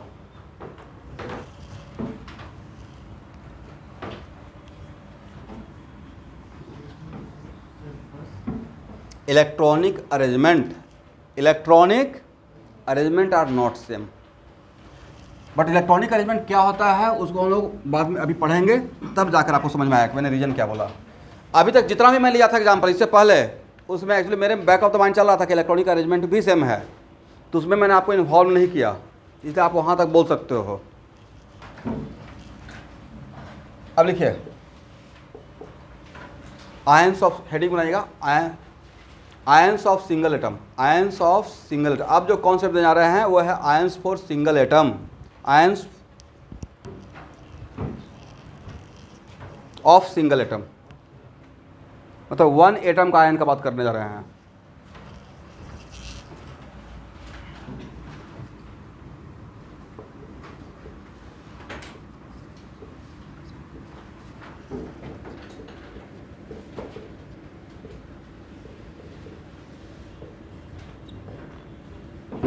इस पे फ्रीक्वेंट क्वेश्चन आया हुआ है बहुत बार।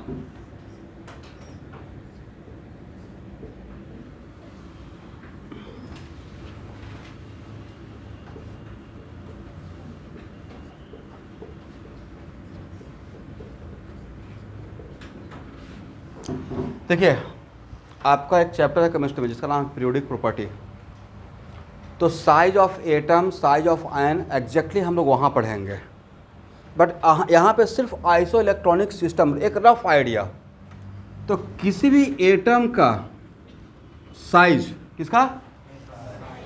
एटम का साइज एक्चुअल में उस एटम के न्यूक्लियस के सेंटर से आउटर मोस्ट ऑर्बिट के बीच का डिस्टेंस, कहाँ का?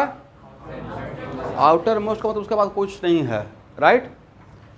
और इलेक्ट्रॉन आगे चल के पढ़ाऊंगा स्टूडेंट कि इलेक्ट्रॉन का पार्टिकल कैरेक्टर भी होता है और वेव कैरेक्टर भी होता है। कितना कैरेक्टर होता है? पार्टिकल कैरेक्टर भी और वेव कैरेक्टर भी। ऐसे इलेक्ट्रॉन का नहीं होता है। ये फर्स्ट थ्योरी इन्वेंट हुआ फोटोइलेक्ट्रिक इफेक्ट में, जिसमें लाइट को पार्टिकल कैरेक्टर भी माना गया और वेव कैरेक्टर भी। वहाँ के बाद एक थ्योरी फॉरवर्ड हुआ, मतलब आइंस्टाइन के थ्योरी के बाद डी ब्रॉगली ने थ्योरी दिया। डी ब्रॉगली का भी एक यही कॉन्सेप्ट था कोई पार्टिकल है उसमें कौन सा कैरेक्टर हो सकता है, दो दो कैरेक्टर हो सकता है, particle as well as wave character. Anyway, तो एक्चुअल में इलेक्ट्रॉन को का अगर वेव कैरेक्टर मानते हैं, मोटा मोटी मान लीजिए, तो ये किसी भी एटम का न्यूक्लियस से आउटर मोस्ट से ऑर्बिट के बीच का जो डिस्टेंस होता है, करेक्ट है, उसको हम लोग बोलेंगे साइज ऑफ एटम। क्या बोलेंगे? किसी भी स्फीयर का साइज के लिए क्या बताते हैं, उसका रेडियस। किसी स्फीयर का साइज का पैरामीटर, दो स्फीयर बड़ा है या छोटा है, कैसे मेजर करते हो? रेडियस बड़ा रहेगा तो उसका साइज बड़ा रहेगा, रेडियस छोटा रहेगा तो उसका साइज छोटा रहेगा, करेक्ट है।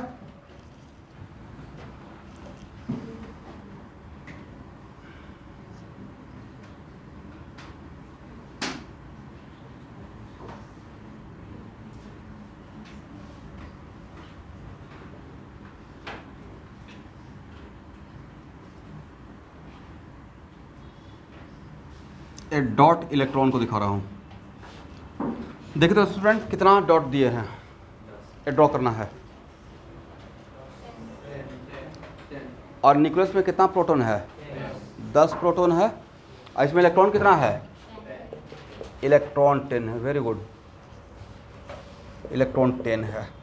एक और डायग्राम बना रहे हैं।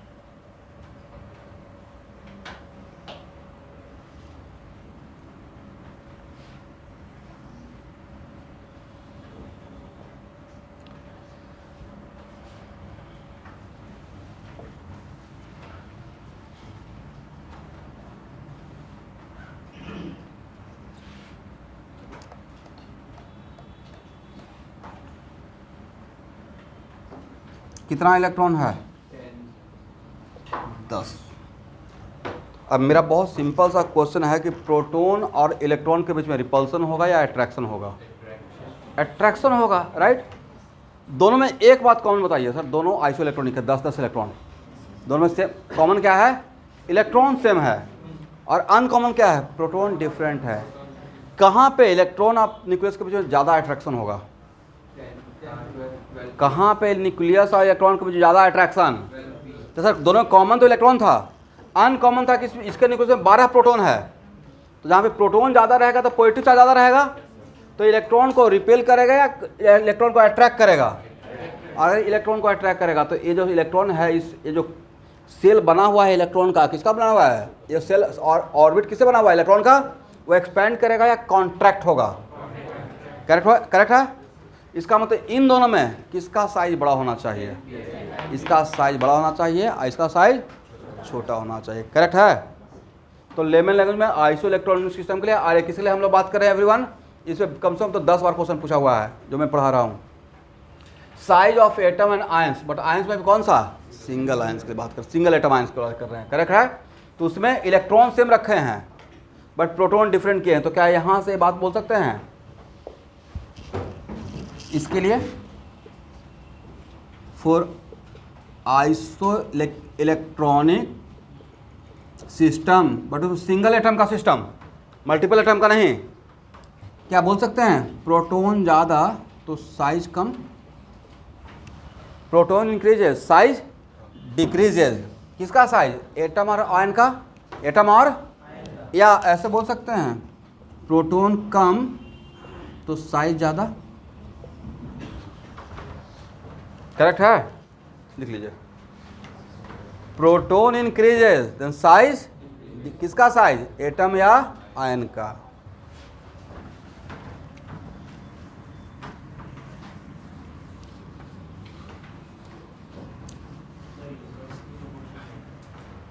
वही यूनिवर्सिटी मोटा मोटी, हाँ। इसलिए तो मैं ऐसे एरो दिया ना, ये बढ़ेगा तो ये घटेगा, ये घटेगा तो ये बढ़ेगा।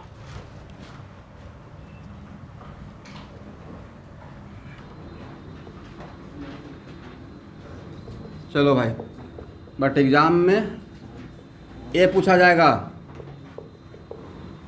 इन तीनों का साइज का ऑर्डर बताइए। इन तीनों आयंस का, सिंगल एटम का आयन है, साइज का ऑर्डर क्या रहेगा? इलेक्ट्रॉन पहले चेक करना है, ऐसे नहीं 10 10 एंड 10, राइट। प्रोटॉन बताओ भाई, 7। प्रोटॉन कितना है? 7 है, 8 है और 9 है। तो सबसे ज़्यादा प्रोटॉन किसका है? क्लोरीन का, आयन का, राइट। तो सबसे छोटा साइज किसका हो जाएगा? और सबसे बड़ा साइज किसका रहेगा? तो साइज का ऑर्डर क्या रहेगा?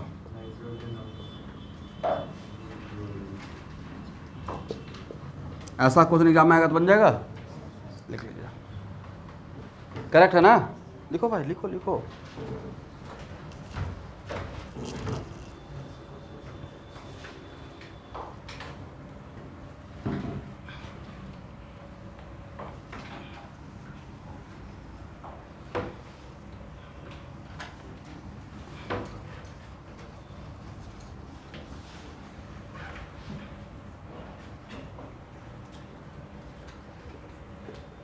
सोडियम प्लस, मैग्नीशियम 2 प्लस और एल्युमिनियम 3 प्लस, इन तीनों में साइज का ऑर्डर बताइए। फर्स्ट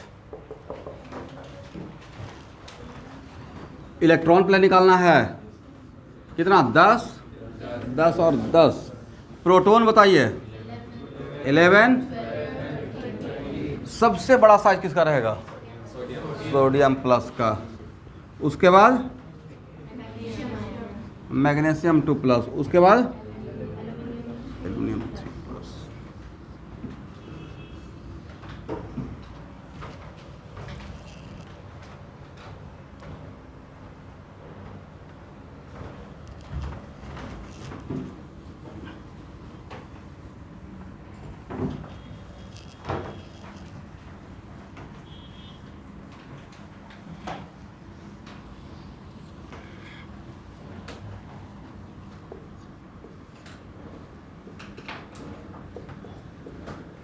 इन तीनों में साइज का ऑर्डर बताइए।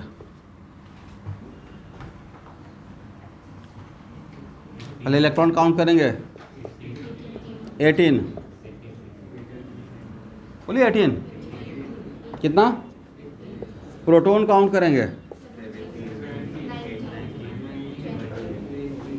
बोलो भाई साइज का ऑर्डर क्या रहेगा? Cl माइनस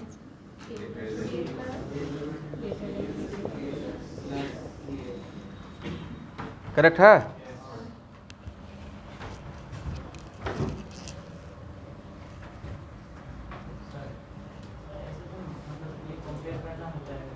हाँ, ऐसा क्वेश्चन देने का, अगर मैं क्वेश्चन से देखिए, अगर इलेक्ट्रॉन सेम नहीं रहेगा तब फिर आप आंसर नहीं दोगे। एक चैप्टर का वेट करना पड़ेगा जिसका नाम रहेगा पीरियोडिक प्रॉपर्टी। लेकिन समटाइम्स ऐसा भी रहेगा ना कि इस टाइप का क्वेश्चन है तो पहले माइंड में भी स्ट्राइक होना पड़ेगा कि शायद आइसो इलेक्ट्रॉनिक तो नहीं है। अब क्वेश्चन पढ़कर समझ में आ जाएगा। जैसे यहाँ पे दे रहे हैं तो आज को तो कम से कम ये पढ़ा दिया है तो दिमाग में तो रहेगा ना, साइज निकालने के लिए एक आइसो इलेक्ट्रॉनिक सिस्टम भी हम लोग जानते हैं। और अगर कॉन्फिडेंस ऐसा मिल गया कि इलेक्ट्रॉन सेम है, ऐसा नहीं भी हो सकता है ऐसा, क्योंकि ये पहले से आप जानते हो। यहाँ देखना है, when we are moving from left to right in periodic table, what about size? कुछ पढ़े हैं ऐसा? Size slightly decreases, size slightly. And when we are moving from top to bottom periodic table में, ऊपर से नीचे ग्रुप में आते हैं तो साइज इंक्रीज होता है। बाद में पढ़ाएंगे क्यों। Lithium, sodium, potassium, rubidium, caesium, उसके बाद क्या होता है स्टूडेंट? बोले फ्रांसियम, जो बिल्कुल चमक रहा है, ग्लो कर रहा है, रेडियो एक्टिव है। क्या है? तो लिथियम और सोडियम में किसका साइज बड़ा है? क्यों? मेरा, आप नहीं पढ़े हो कोई बात नहीं है, बट कुछ पूर्वानुमान तो कर सकते हैं।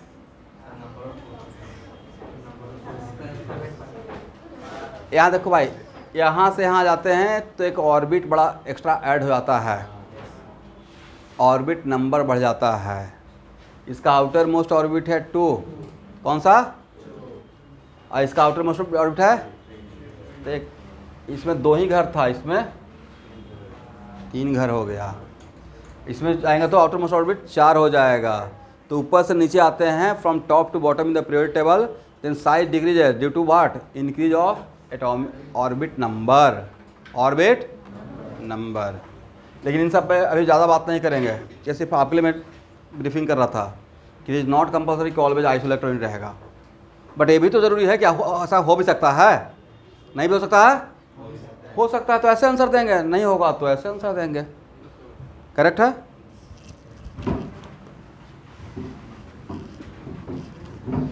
अभी चीज़ों को एक्सेप्ट करना है, क्योंकि अभी आप जस्ट 1 स्टेप भी नहीं बढ़ाए हो सिलेबस के लिए, तो बहुत कुछ आने वाला है। बट उसको 1 बाय 1 तोड़कर एक ही दिन में अगर मैं सारा बात बोल दूंगा तो हो जाएगा खिचड़ी तोड़ कर।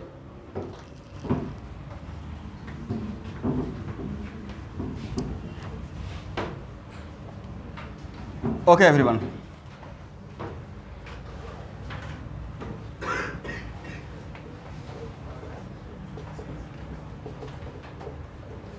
स्पेसिफिक चार्ज एक अभी ऑब्जेक्टिव में पूछा हुआ है जेईई मेन में। ये होता है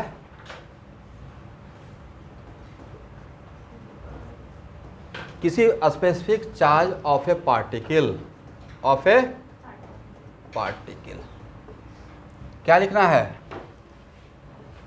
मास ऑफ पार्टिकल, बोलो भाई, और divided by charge of particle, इसको बोलते हैं स्पेसिफिक चार्ज। ओह सॉरी, ऊपर में चार्ज रहेगा स्टूडेंट, चार्ज ऑफ पार्टिकल और divide by mass of particle. Electron का स्पेसिफिक चार्ज पूछा जाएगा तो क्या बोलेगा? चार्ज ऑफ इलेक्ट्रॉन और divide by mass of electron. Proton का पूछा जाएगा, charge of proton divide by, अच्छा इलेक्ट्रॉन और प्रोटॉन दोनों का स्पेसिफिक चार्ज में का मैग्नीट्यूड में किसका ज़्यादा मैग्नीट्यूड रहेगा, किसका कम रहेगा? मेरा क्वेश्चन समझ में आया? मेरा क्वेश्चन है, यहाँ देखो भाई,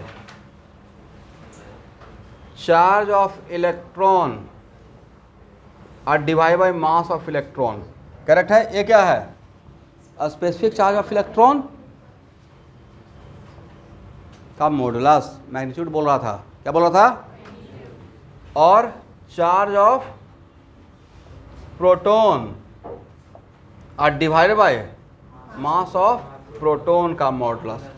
इस मॉडुलस कौन सा मॉडुलस बड़ा है, ये पूछ रहा था। दोनों में एक बात कॉमन था, न्यूमरेटर, मैग्नीट्यूड वाइज तो सेम ही है, अनकॉमन क्या था? मास। तो अगर आपसे कोई पूछेगा 4/6 और कोई पूछेगा 4/9, नहीं बता सकते कौन बड़ा है? यही तो मैं भी पूछ रहा था। तो दोनों का न्यूमरेटर तो सेम है, इलेक्ट्रॉन का मास कम है और प्रोटॉन का मास, तो किसका स्पेसिफिक चार्ज मैग्नीट्यूड बाई ज़्यादा? करेक्ट है? बट अलजेब्रिकली देखते तो, अलजेब्रिकली का मतलब है कि मॉडुलस हटाकर, समझते ही नहीं हैं। मॉडुलस हटाकर, अलजेब्रिकली का मतलब क्या? एब्सोल्यूट या modulus without modulus, without modulus, right? ये अगर लिख रहे हैं तो this the absolute value of x, सिर्फ पॉजिटिव वैल्यू बताना है। बट एक्स लिख रहे हैं, then what? It is algebraic, it can be positive और, जहाँ पे नेगेटिव रहेगा विथ नेगेटिव साइन, जहाँ पॉजिटिव रहेगा वहाँ पे पॉजिटिव साइन। एग्री? तो अगर इसको मॉडुलस हटाकर बोलते तब क्या ऑर्डर होता? ए नेगेटिव हो जाता और ए पॉजिटिव रहता, और कोई भी पॉजिटिव क्वांटिटी नेगेटिव क्वांटिटी से बड़ा ही रहेगा। उदाहरण छोटे, जीरो ही सारा नेगेटिव से बड़ा होता है। -∞ और जीरो में कौन बड़ा?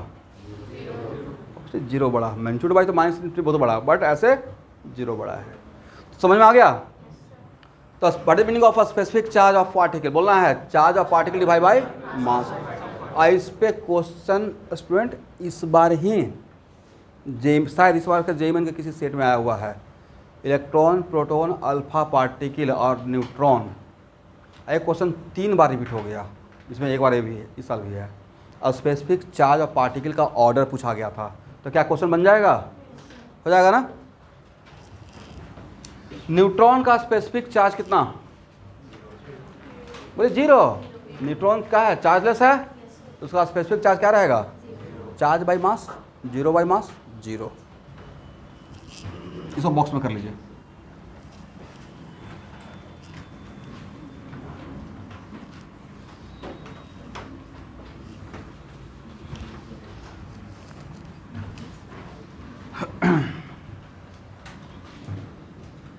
यहाँ देखो भाई, एक कोई बढ़िया खाने वाला मिठाई है, बहुत सारा ऐसा मिठाई रहता है रसगुल्ला, उसके ऊपर क्रीम का लेयर लगा रहता है, ठीक है। इतना ही समझ लो, और आपको 100 ग्राम क्रीम दिया गया है, ठीक है, और टास्क दिया गया है कि इसके सरफेस पे इस 100 ग्राम क्रीम का लेप लगाना है। एग्री? तो यहाँ लेकिन दोनों में सेम 100 ग्राम, बहुत बड़ा कॉन्सेप्ट, यहाँ से बहुत बड़ा बात होगा, ठीक है। तो अब आपने क्या काम कर दिया, कहाँ पे थिक रहेगा लेयर और कहाँ पे थिन रहेगा लेयर, वजह सर यहाँ पे सरफेस एरिया ज़्यादा था लेकिन अमाउंट सेम था, यहाँ पे सरफेस एरिया कम था, अमाउंट सेम ही था, तो यहाँ पे क्या रहेगा, मतलब यहाँ पे थिन रहेगा। आपको बोला गया कि बस आपको एक ही वाइट लेना है इक्वल अमाउंट का, कितना, लेकिन इक्वल सरफेस का, ऐसा नहीं कि यहाँ से थोड़ा बड़ा यहाँ से छोटा, जितना यहाँ पे ले रहे हैं डेल्टा एस एरिया का उतना ही डेल्टा एस का बाइट यहाँ उठाना है। कहाँ पे क्रीम ज़्यादा मिलेगा, इसलिए यहाँ पे ज़्यादा मिलेगा, यहाँ पे। वेरी गुड स्टूडेंट, देखिए आप लोगों का मैथ कितना बढ़िया है।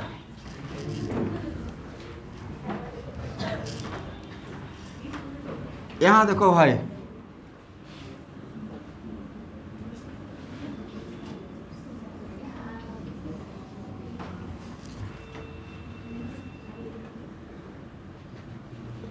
आपको एक एक प्रोटॉन का चार्ज दिया गया है। कितना प्रोटॉन का चार्ज, 1 प्रोटॉन का चार्ज कितना होता है, बोलो भाई, 1.6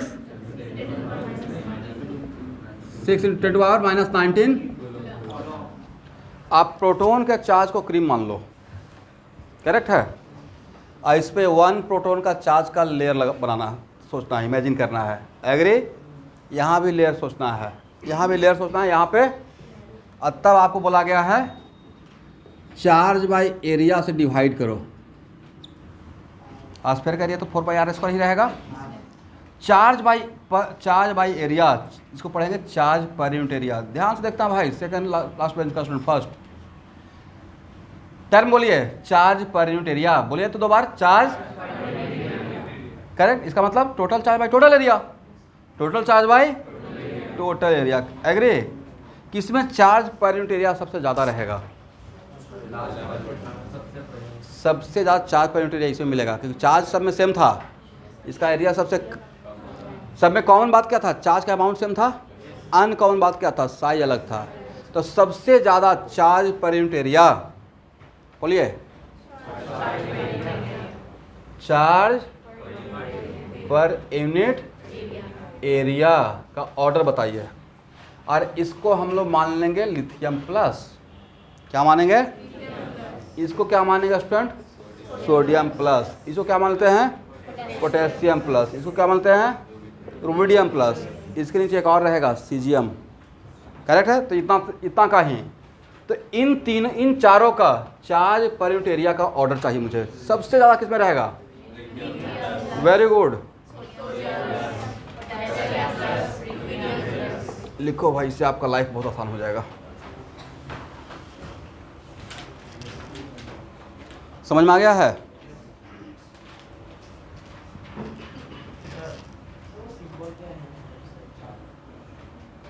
कहाँ पे स्टूडेंट,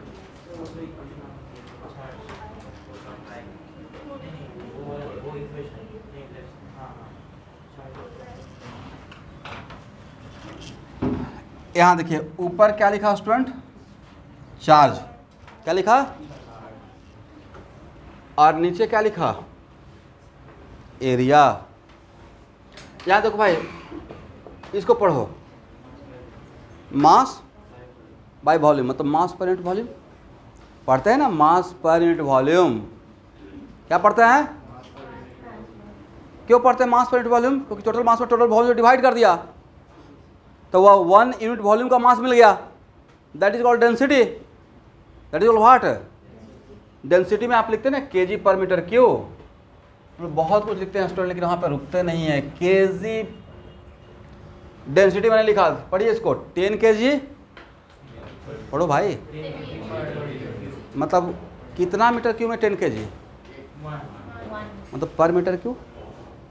तो वैसे ही यहाँ पे चार्ज बाई एरिया किससे डिवाइड कर रहे हो, तो जो वॉल्यूम मिलेगा, जो वैल्यू मिलेगा वो 1 यूनिट एरिया का चार्ज रहेगा, दैट इज व्हाट, चार्ज पर यूनिट एरिया। क्या बोलेंगे, चार्ज पर यूनिट एरिया। यहाँ देखो भाई, कौन सा कलर, लेमन ग्रीन। ग्रीन बहुत टाइप का होता है, कौन सा है, यस, लाइट ग्रीन होता है, डीप ग्रीन होता है, लेमन ग्रीन होता है, येलोइश ग्रीन होता है, राइट। एनीवे जो भी कलर है, एक एरिया था पूरा मैंने सिलेक्ट किया, इस पे यहाँ पे पेंट का लेप लगाया, करेक्ट। मेरा पेंट कुछ खर्च हुआ होगा मास वाइज, अब मैं बोलूँगा मास पर यूनिट एरिया ऑफ पेंट, निकाल पाएंगे ना। पहले केजी में कन्वर्ट मैं तोल दिया था, एरिया मेजर कर लिया, करेक्ट है। आजकल मेरा इसी का कैलकुलेशन चल रहा है, मुझे कहीं पे पेंट करवाना है तो दिमाग में आ गया, और नॉलेज नहीं रहेगा ना तो आपको मतलब इतना घुमाएगा। मतलब ठीक है, हम लोग एक काम करते हैं, बट कोई काम के लिए जाते हैं ना, तो जो सामने वाला है वो तो ऐसा बोलता है कि पहले बात तो कि आप एकदम फ्रस्ट्रेट हो जाओगे, नहीं कितना, जैसे मुझे कहीं पे पेंट करवाना है, मैं बोला कि भैया देखो, और उसी से पूरा ऑफिस पेंट करवाया है, पहले ही बोल दिया सर 70,000 लगेगा। कितना सर, 70,000। अब मैं उस पर मेरा रिसर्च वर्क चल रहा है। रिसर्च वर्क कैसे करूँगा, पहले 5 लोग से बात करूँगा, राइट। फिर धीरे धीरे ऐसे ही तो होता है नॉलेज, कभी कभी पैसा खर्च करके नॉलेज गेन कर जाता है। उसके बाद पर स्क्वायर फीट पे आऊँगा, आइडिया लेंगे कहाँ कहाँ पर क्या होता है। टाइम टेकन है, बट सीखने के टाइम पे करना पड़ेगा, और एक टाइम पे तो बहुत करना पड़ेगा।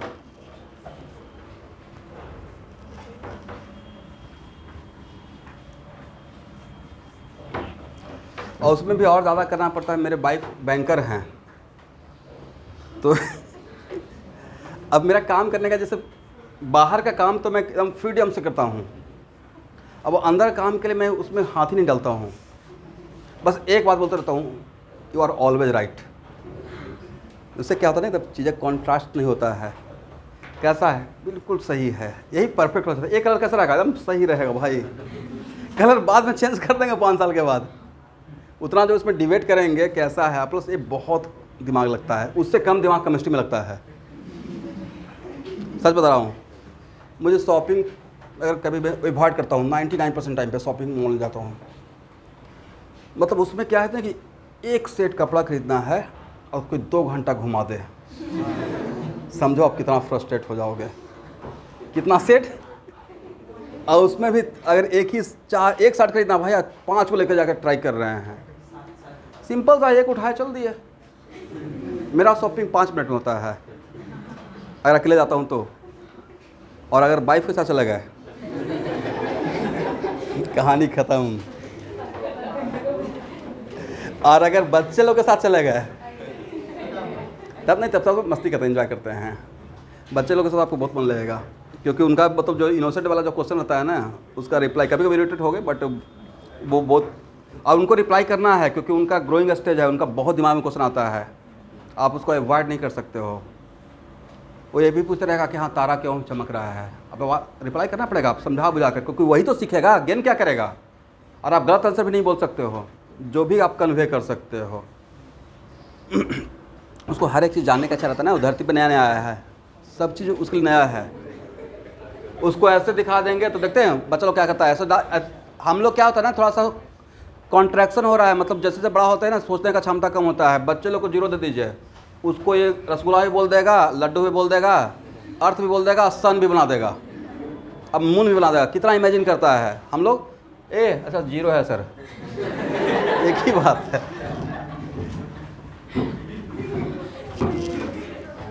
इस कॉन्सेप्ट का बहुत ज़्यादा यूज़ करूँगा केमिकल बॉन्डिंग में, याद रहेगा। ये जो चार्ज पर यूनिट एरिया बोला, क्या बोला, इसका ये ऑर्डर है, इसी को आगे चलकर मैं पोलराइजिंग पावर इंडिकेट करूँगा। कौन सा पावर, तो चार्ज पर यूनिट एरिया का इनडायरेक्ट नेम लिखिए, पोलराइजिंग पावर ऑफ कटायन। ये जो आपने ऑर्डर निकाला है ना, किसका ने ऑर्डर निकाला है, ये एक्चुअली आगे चल के क्या कहलाएगा, पोलराइजिंग पावर किसका? कैटायन का। पोलराइजिंग पावर होता है किसी को अट्रैक्ट कर लेना, तो बोलते हैं पोलराइजिंग पावर, और किसी की तरफ अट्रैक्ट हो जाना उसको बोलते हैं पोलराइजेबिलिटी। पढ़िए, करेक्ट। एक मिनट को भाई, कैटायन, इसका मतलब कैटायन किसके वजह से? बोले प्रोटॉन की वजह से। प्रोटॉन कहाँ रहता है? तो आप प्रोटॉन को अट्रैक्ट करोगे क्या? वो न्यूक्लियस के अंदर रहता है। लेकिन इलेक्ट्रॉन कहाँ रहता है? न्यूक्लियस के बाहर। इलेक्ट्रॉन का होता क्या है? क्लाउड, बादल। बादल को अट्रैक्ट कर सकते हो, तो इलेक्ट्रॉन को अट्रैक्ट कौन करेगा? तो इलेक्ट्रॉन को प्रोटॉन अट्रैक्ट करेगा। तो जो अट्रैक्ट करेगा मतलब जिसका शेप डिस्टॉर्टेड नहीं हो सकता है, प्रोटॉन न्यूक्लियस में रहेगा, उसका शेप डिस्टॉर्टेड। तो प्रोटॉन के लिए, कैटायन के लिए यूज टर्म करते हैं पोलराइजिंग पावर। बट जिसका शेप डिस्टॉर्टेड हो सकता है, लाइक इलेक्ट्रॉन क्लाउड पहले स्फेरिकल है, ऐसे है, इलेक्ट्रॉन का एक बादल बनाए हुए हैं स्फेरिकल टाइप का, राइट। किसी वजह से इसका ऐसा हो गया तो डिस्टॉर्टेड हो गया, क्योंकि इलेक्ट्रॉन को खींच सकते हैं, क्लाउड है तो, राइट। कुछ नहीं समझ में आ रहा हो तो आप कॉटन कैंडी इमेजिन करो, जस्ट लाइक क्लाउड। तो उसका शेप स्फेरिकल भी कर सकते हैं, और जैसा पैकेट में रहता है वैसे भी कर सकते हो, समथिंग लाइक दिस, करेक्ट है। तो ये हम लोग केमिकल बॉन्डिंग में एक बहुत फेमस रूल, इसमें स्कूल में आएगा, एंट्रेंस में भी आएगा, एक पढ़ाते हैं फजन्स रूल। कौन सा रूल? अब फजन्स रूल में यही चाहिए होता है, पोलराइजिंग पावर, और इसका बहुत जगह पे यूज होगा। तो समझ आ गया कैसे हम लोग पोलराइजिंग पावर निकालते हैं? बोले क्या? चार्ज पर यूनिट एरिया।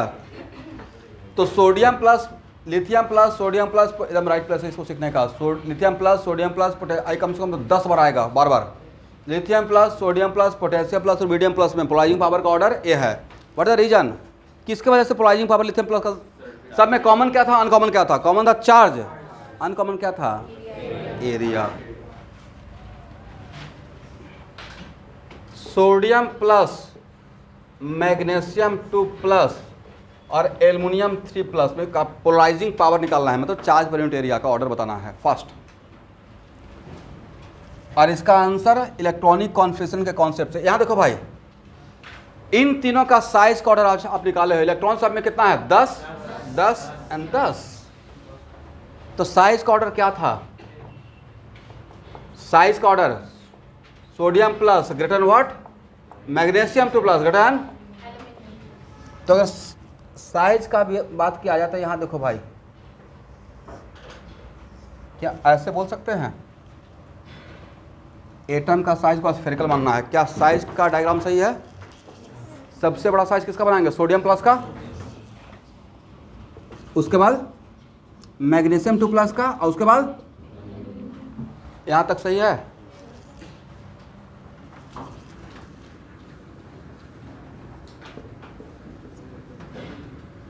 यहाँ देखिए, कोई एक वैल्यू है मैथमेटिक्स का student, z equal to by y x, correct. By बढ़ रहा है और x घट रहा है, तो वैल्यू क्या होगा?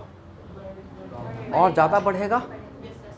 नोमीटर बढ़ा रहे हैं और डिनोमीटर घटा रहे हैं। यहाँ देखो भाई, इसका जब लिखेंगे तो इसका क्या लिखेंगे? Charge by area. क्या लिखना है? Charge by area. यहाँ से जब यहाँ जा रहे हो तो इसमें 1 चार्ज 2 यूनिट, एक इसके लिए एल्युमिनियम के लिए। तो यहाँ से जब यहाँ गए हैं तो चार्ज घट रहा है या बढ़ रहा है? बोले बढ़ रहा है। न्यूमरेटर बढ़ रहा है और क्या घट रहा है? एरिया घट रहा है। चार्ज बढ़ रहा है और एरिया घट रहा है, तो ओवरऑल वैल्यू तो और बढ़ेगा ना। बोलिए यस। तो इन तीनों में सबसे, इसमें तो दोनों फैक्टर से एल्युमिनियम 3 प्लस का फेवरेबल हो गया। यहाँ पे तो था क्या कि बस एक चीज़ कांस्टेंट था, दूसरा बढ़ रहा था। बट इसमें जब when we are moving from here to here, तो चार्ज बढ़ रहा है, मतलब न्यूमरेटर बढ़ रहा है और एरिया घट रहा है। मतलब ओवरऑल क्या रहेगा? अगर ऐसा कैरेक्टर हो रहा है, एक बढ़ रहा है और एक घट रहा है, तो दोनों मिलाकर चार्ज पर यूनिट एरिया घटेगा या बढ़ेगा? बढ़ेगा। तो सबसे ज़्यादा चार्ज पर यूनिट एरिया किसका दिखेगा? और उसके बाद एक किसका ऑर्डर है स्टूडेंट? लिख लीजिए, चार्ज, यस, चार्ज पर unit area which is also known as polarising. लिखिए, बहुत इंपॉर्टेंट है। इसका बहुत जगह भयानक यूज होने वाला है।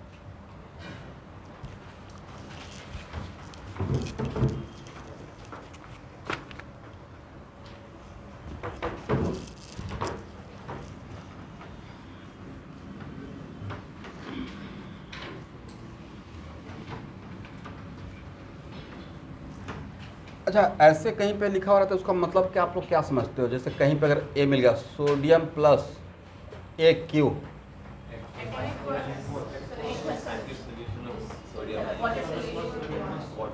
मतलब ये क्या, इसका मतलब क्या हुआ? सोडियम प्लस पानी में है। ओके, एक मिनट यहाँ ध्यान सुनना भाई।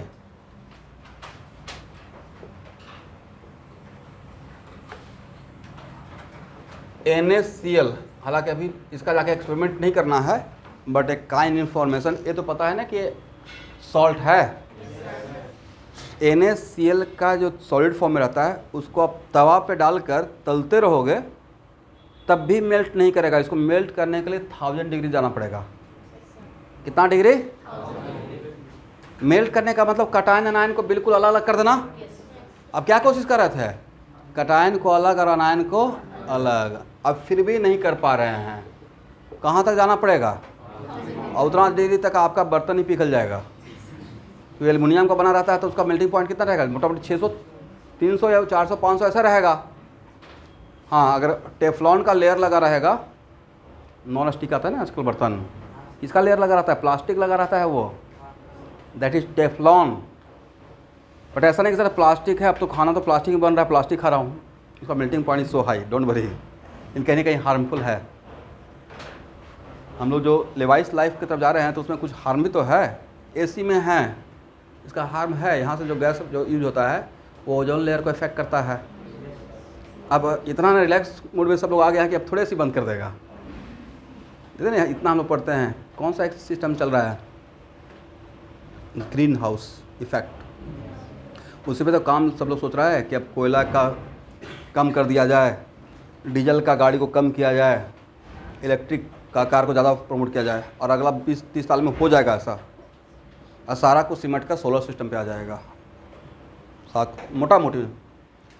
तो एक्चुअल में जिसको आप 1000 डिग्री तक नहीं तोड़ रहे हो, Na+ और Cl- को तोड़ना था मोल्टेन फॉर्म में, राइट? लेकिन अगर NaCl को वाटर में डालते हैं तो टूट जाता है भाई। डीजल का मतलब क्या?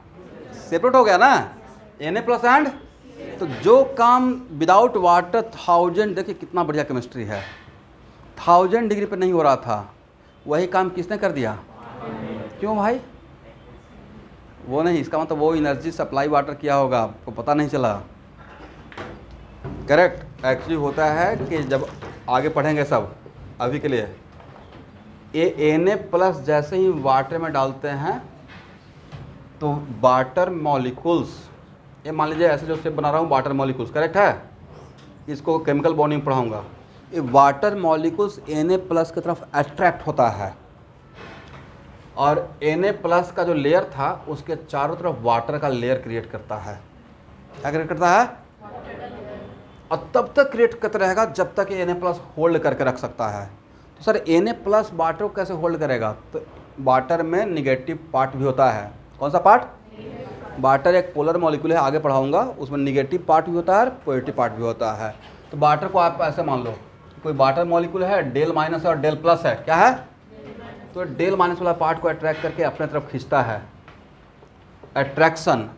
और नेचर का रूल है, अट्रैक्शन ज़्यादा तो एनर्जी कम, अट्रैक्शन ज़्यादा तो ऐसे अट्रैक्शन होगा तो एनर्जी रिलीज होना स्टार्ट होता है। और इस प्रोसेस को बोलते हैं सॉल्वेशन। बट अगर वहाँ पे वाटर एज ए सॉल्वेंट है तो उसको बोलते हैं हाइड्रेशन। क्या बोलते हैं? तो ऐसे कैसे बताया था कि एक रसगुल्ला, उसके ऊपर क्रीम का लेयर लगा रहे हो, सेम प्रोसेस एग्जैक्टली। सोडियम+ का जो गैस फेज में था उसके ऊपर वाटर का लेयर चढ़ना स्टार्ट होता है, और जहाँ तक सोडियम एटम का, सोडियम आयन का सिंगल एटम जहाँ तक वाटर के लेयर को होल्ड करके रख सकता है वहाँ तक वो लेयर बनता है, और उसको बोलते हैं हाइड्रेटेड सोडियम। क्या बोलते हैं? उसी को लगते हैं sodium ion aqueous, Na+ aqueous. समझ में आ गया? Na+ एक्वस का मतलब हाइड्रेटेड सोडियम आयन। तो वो कैसे रहेगा? Na+ एक्वस में Na+ के साथ और क्या जुड़ा हुआ रहता है? वाटर का लेयर। और तब जाकर इसके न्यूक्लियस से आउटर मोस्ट लेयर तक जो डिस्टेंस होता है उसको हम लोग बोलते हैं हाइड्रेटेड रेडियस। कौन सा रेडियस? यस। तो ये सब चीज़ टॉपिक है प्योर पीरियोडिक प्रॉपर्टी का, जिस वहाँ पे हम लोग डेप्थ में पढ़ेंगे, ठीक है? यहाँ का भी राइट टाइम नहीं है। अब हेडिंग बनाइए, quantum number.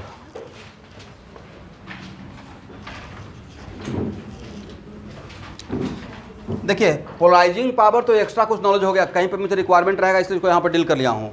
But polarising power mainly periodic property का चीज़ है, बट उसका बिकॉज केमिकल बॉन्डिंग यूज होता है तो इसलिए मैं यहाँ पे देखा हूँ। बाकी ये सब डिसोल्यूशन वगैरह भूल जाइएगा, this is not the right place.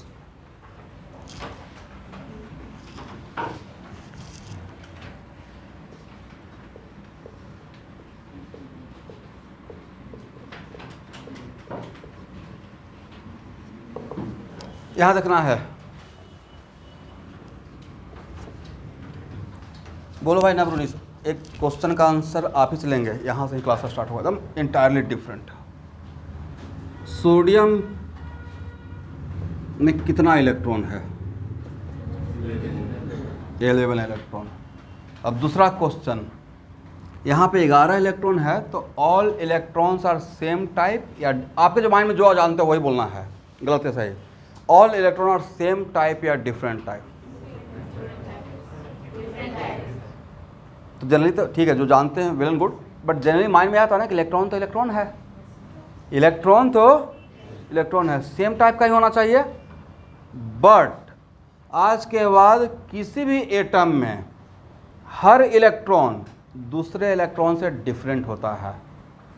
Her electron दूसरे इलेक्ट्रॉन से, हर इलेक्ट्रॉन का अपना एक खास आइडेंटिटी और पहचान रहेगा, और एक इलेक्ट्रॉन को दूसरे इलेक्ट्रॉन से डिफरेंट दिखाने के लिए कुछ तो मेरे पास टूल होगा जिसको रेस्पेक्ट में हम लोग डिफरेंस बताएंगे।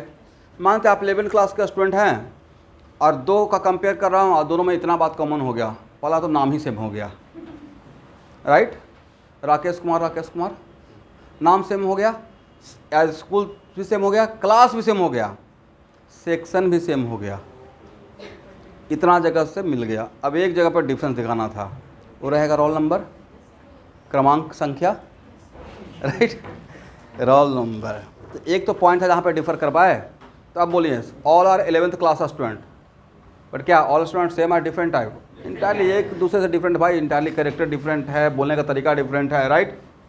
That's why in similar fashion, यहाँ देखना, ध्यान सुनना भाई, बहुत इंपॉर्टेंट चीज़ स्टार्ट कर दिया हूँ। तो किसी भी एटम में हर इलेक्ट्रॉन दूसरे इलेक्ट्रॉन से डिफरेंट होता है, और उस डिफरेंस को क्रिएट करने के लिए या प्रूफ करने के लिए हम लोग 4 सेट ऑफ नंबर का यूज़ करते हैं। कुछ तो नंबर हेल्प लेंगे। तो जो 4 सेट ऑफ नंबर है, उसी 4 सेट ऑफ नंबर को हम लोग आज के बाद बोलेंगे क्वांटम नंबर। क्या बोलेंगे? इसको जहाँ से इन्वेंट हुआ है उसके बारे में अगर पढ़ना स्टार्ट करेंगे तो अभी आपका लेवल में नहीं है कि समझ में आएगा। एक बहुत फेमस मैथमेटिशियन हुआ करते थे जिनका नाम था श्रोडिंगर, पढ़िए और लास्ट में लगाइए श्रोडिंगर वेव इक्वेशन। और मुझे फर्स्ट ईयर का सेकंड सेमेस्टर पढ़ाया गया था, मेरा ऊपर से टेंजेंट बनते निकल गया नहीं समझ में आया, एग्जैक्टली नहीं समझ में आया था, रट कर पास कर गया। जहाँ पर नहीं समझ में आएगा वहाँ रट के पास करेंगे। एक टाइम ऐसा भी था ना कि मैं एचसी वर्मा को ऑब्जेक्टिव रट जाता था जब तक मैं ट्यूशन नहीं पकड़ा था, और बिल पावर था कि एकदम IIT करना है। तो क्या करोगे, नहीं बना, किसी तरीके से करना है, उपाय नहीं है। बट फिजिक्स में लगता है कि रट के पास कर जाओगे, नहीं है। बट बिल पावर देखिए मेरा, एचसी वर्मा का ऑब्जेक्टिव रटना स्टार्ट कर दिया था भाई। अच्छा, इसका ऑप्शन ये था, कहीं पे एक जगह पे अगर वो बी में आ जाएगा तो गलत हो जाएगा। तो वैसे ही नहीं IIT में करना पड़ता है। वहाँ तो भाई मैथ को रट के पास किया हूँ। दूसरा एक ऐसा होता है, मैथ वहाँ पे अलग मैथ चलता है जिसका नाम है नंबर थ्योरी। और नंबर थ्योरी जो पढ़ो तो लगा कि हिस्ट्री पढ़ रहे हैं, इंटायरली डिफरेंट, वो रियल मैथ है। मतलब अब वहाँ पे एक पेज का एक क्वेश्चन है, उसका प्रूफ 2 पेज में है। क्या करोगे, हर स्टेप को आप रटोगे। वैसे ही एक लास्ट ईयर में मुझे पढ़ना था वाइब्रेशन, और वाइब्रेशन जो टीचर पढ़ाते थे उस टॉपिक पे ही IIT कानपुर से 5 साल PhD किए थे, राइट। और पूरे इंडिया में 4 या 5 लोग हैं जो इस पे काम करते हैं और उनका कॉस्टिंग 1 आवर का 1 लाख लेते हैं। तो सर इसका यूज़ कहाँ होता है? अब जब बड़े बड़े कंपनी जानते हो ना, जो IOCL, ONGC, वहाँ पे बहुत बड़ा बड़ा मशीन लगा हुआ रहता है, और उसका अगर वाइब्रेशन हाई हो जाएगा तो मशीन ख़राब हो जाएगा। और सोचो कि अगर 1 यूनिट का मशीन ख़राब हो गया तो कितना प्रोडक्शन लॉस हो जाएगा। और उस वाइब्रेशन का जो पढ़ाई होता था उसमें काम यहाँ तक चलता था। अब अभी सीखोगे dy/dx, क्या सीखोगे? ये क्या किए हैं? 5 बार डिफरेंशिएट करना है। How many times? तो उसका एक एक क्वेश्चन का प्रूफ 5-5 पे आता था। तो जिसका हाईएस्ट आया था उसका 10 था आउट ऑफ 60। तो जिसका 0 भी था वो भी पास हो गया था। तो उसमें असाइनमेंट का वेटेज था। नहीं, सबको पता था कि जो 5 साल का चीज़ है वो 4 महीने में कैसे सीखेगा। सिंपल सा लॉजिक है, तो वहाँ पे लॉजिक रहेगा। जैसे कभी कभी बोलता हूँ ना कि यहाँ पढ़ो सही से, यहाँ पढ़ोगे थोड़ा बहुत तब जाकर वहाँ पे सर्वाइव कर पाओगे भाई। ख्वाब अगर आसमान छूने का है तो उसके लिए प्रोजेक्टाइल मोशन उसी टाइप का करना पड़ेगा। तो बोले हम लोग क्या नेक्स्ट क्लास पढ़ने वाले हैं? Quantum number. एग्जैक्टली कोई लेमन लैंग्वेज में पूछेगा क्या क्वांटम नंबर है, तो क्या बोलना है? वैसा सेट ऑफ नंबर, अभी आज लिखना नहीं है, जिसके हेल्प से क्या करना है? एक इलेक्ट्रॉन को दूसरे इलेक्ट्रॉन से डिफरेंस क्रिएट कर देना है। तो उस सारे सेट ऑफ नंबर को क्या बोलेंगे? करेक्ट। इसका मतलब हुआ कि हर इलेक्ट्रॉन का अपना एक खास आइडेंटिटी है। पता ना, आई कार्ड बनाते हैं, एक खास आइडेंटिटी, और उस आइडेंटिटी के लिए को जो नंबर लिखा जाता है उसका नाम क्या है? Quantum number. वो 4 टाइप का नंबर होता है। Principal quantum number, azimuthal quantum number, ये सब मिलेगा NCERT में। उसका magnetic quantum number and spin quantum number. उसमें जो फर्स्ट 3 मैंने पढ़ा वो आया है श्रोडिंगर का वेव इक्वेशन से। सुन लीजिए पहले, किसका इक्वेशन? पार्टिकल बोला या वेव बोला? इसका मतलब फर्स्ट 3 क्वांटम नंबर में इलेक्ट्रॉन को वेव मानेंगे। क्या मानेंगे? Wave character. ये ऑब्जेक्टिव हो गया। ये पूछा जाएगा 4 क्वांटम नंबर में कितना क्वांटम में इलेक्ट्रॉन का वेव कैरेक्टर माना गया है? 3। और लास्ट में पार्टिकल माना गया है, जिसका फ्रेश स्टार्ट करेंगे नेक्स्ट संडे। तो संडे के संडे क्या पढ़ना है? Atomic structure. अभी क्या स्टार्ट किया है? Electronic configuration.